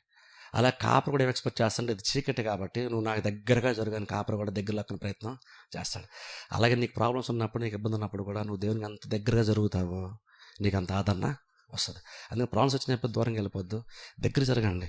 ప్రభు నువ్వు నాతో మాట్లాడు, అది నాకు ఇబ్బంది అయినా సరే పర్లేదు, నాతో మాట్లాడని మీరు అనండి. దేవుడు మాట్లాడినప్పుడు అది ఒక నీకు గాయమైనా, నీకు ఇబ్బంది అయినా సరే అది నీకు ఎంతో జీవార్థంగా ఉంటుంది. అది తాత్కాలికంగా బాధ అనిపిస్తుంది, కానీ తర్వాత ఎప్పుడో నువ్వు కొంతకాలం తర్వాత వెనక్కి తిరిగి చూసుకుంటే ఆ రోజు నిజంగా ఆ మాట నాకు ఇబ్బంది అనిపించింది, కానీ ఈరోజు ఖచ్చితంగా ఆ మాటను బట్టి నాకు ఈరోజు ధైర్యము వచ్చింది, ఆ మాటను బట్టి నేను ఈరోజు ఇలా నిలదొక్కున్నాను, ఆ మాటను బట్టి నేను ఆత్మీయ గల సాగుతాను, నువ్వు ధైర్యంగా చెప్పగలుగుతావు. వాక్యం అలా చేస్తుంది. అందుకనే దావీదు అన్నాడు, నీ దుడ్డు కర్రయు నీ దండము నన్ను ఆదరించిన. దుడ్డు కర్ర బహుశా ఆదరించను, కానీ దావీదు అన్నాడు దండము కూడా నన్ను ఆదరిస్తుంది. వాక్యం కూడా మనల్ని ఆదరించడానికి దేవుడు ఇచ్చాడు. అందుకే ఇప్పుడు పొరపాటును కూడా అల్పముగా ఆలోచించుకొని శరీరానుసారంగా ఆలోచించి మా కోసమే చెప్పారని అనుకొని దేవుడిచ్చాడు ఆదరణని మిస్ అవ్వకండి. అర్థం చేసుకుని దేవుడు ఒక ఆలోచన ఇస్తున్నాడు, అదేంటి మిమ్మల్ని ఆదరించడానికి, బలపరచడానికి. ఆయన స్వరాన్ని వింటే ఇబ్బంది అయినా సరే లోబడండి, ఆ సాత్విక హృదయాన్ని అంగీకరించండి, దానివల్ల ఖచ్చితంగా మనకి మేలు పొందుకుంటాం. అందరూ తల వంచండి, ప్రార్థన చేసుకుందాం.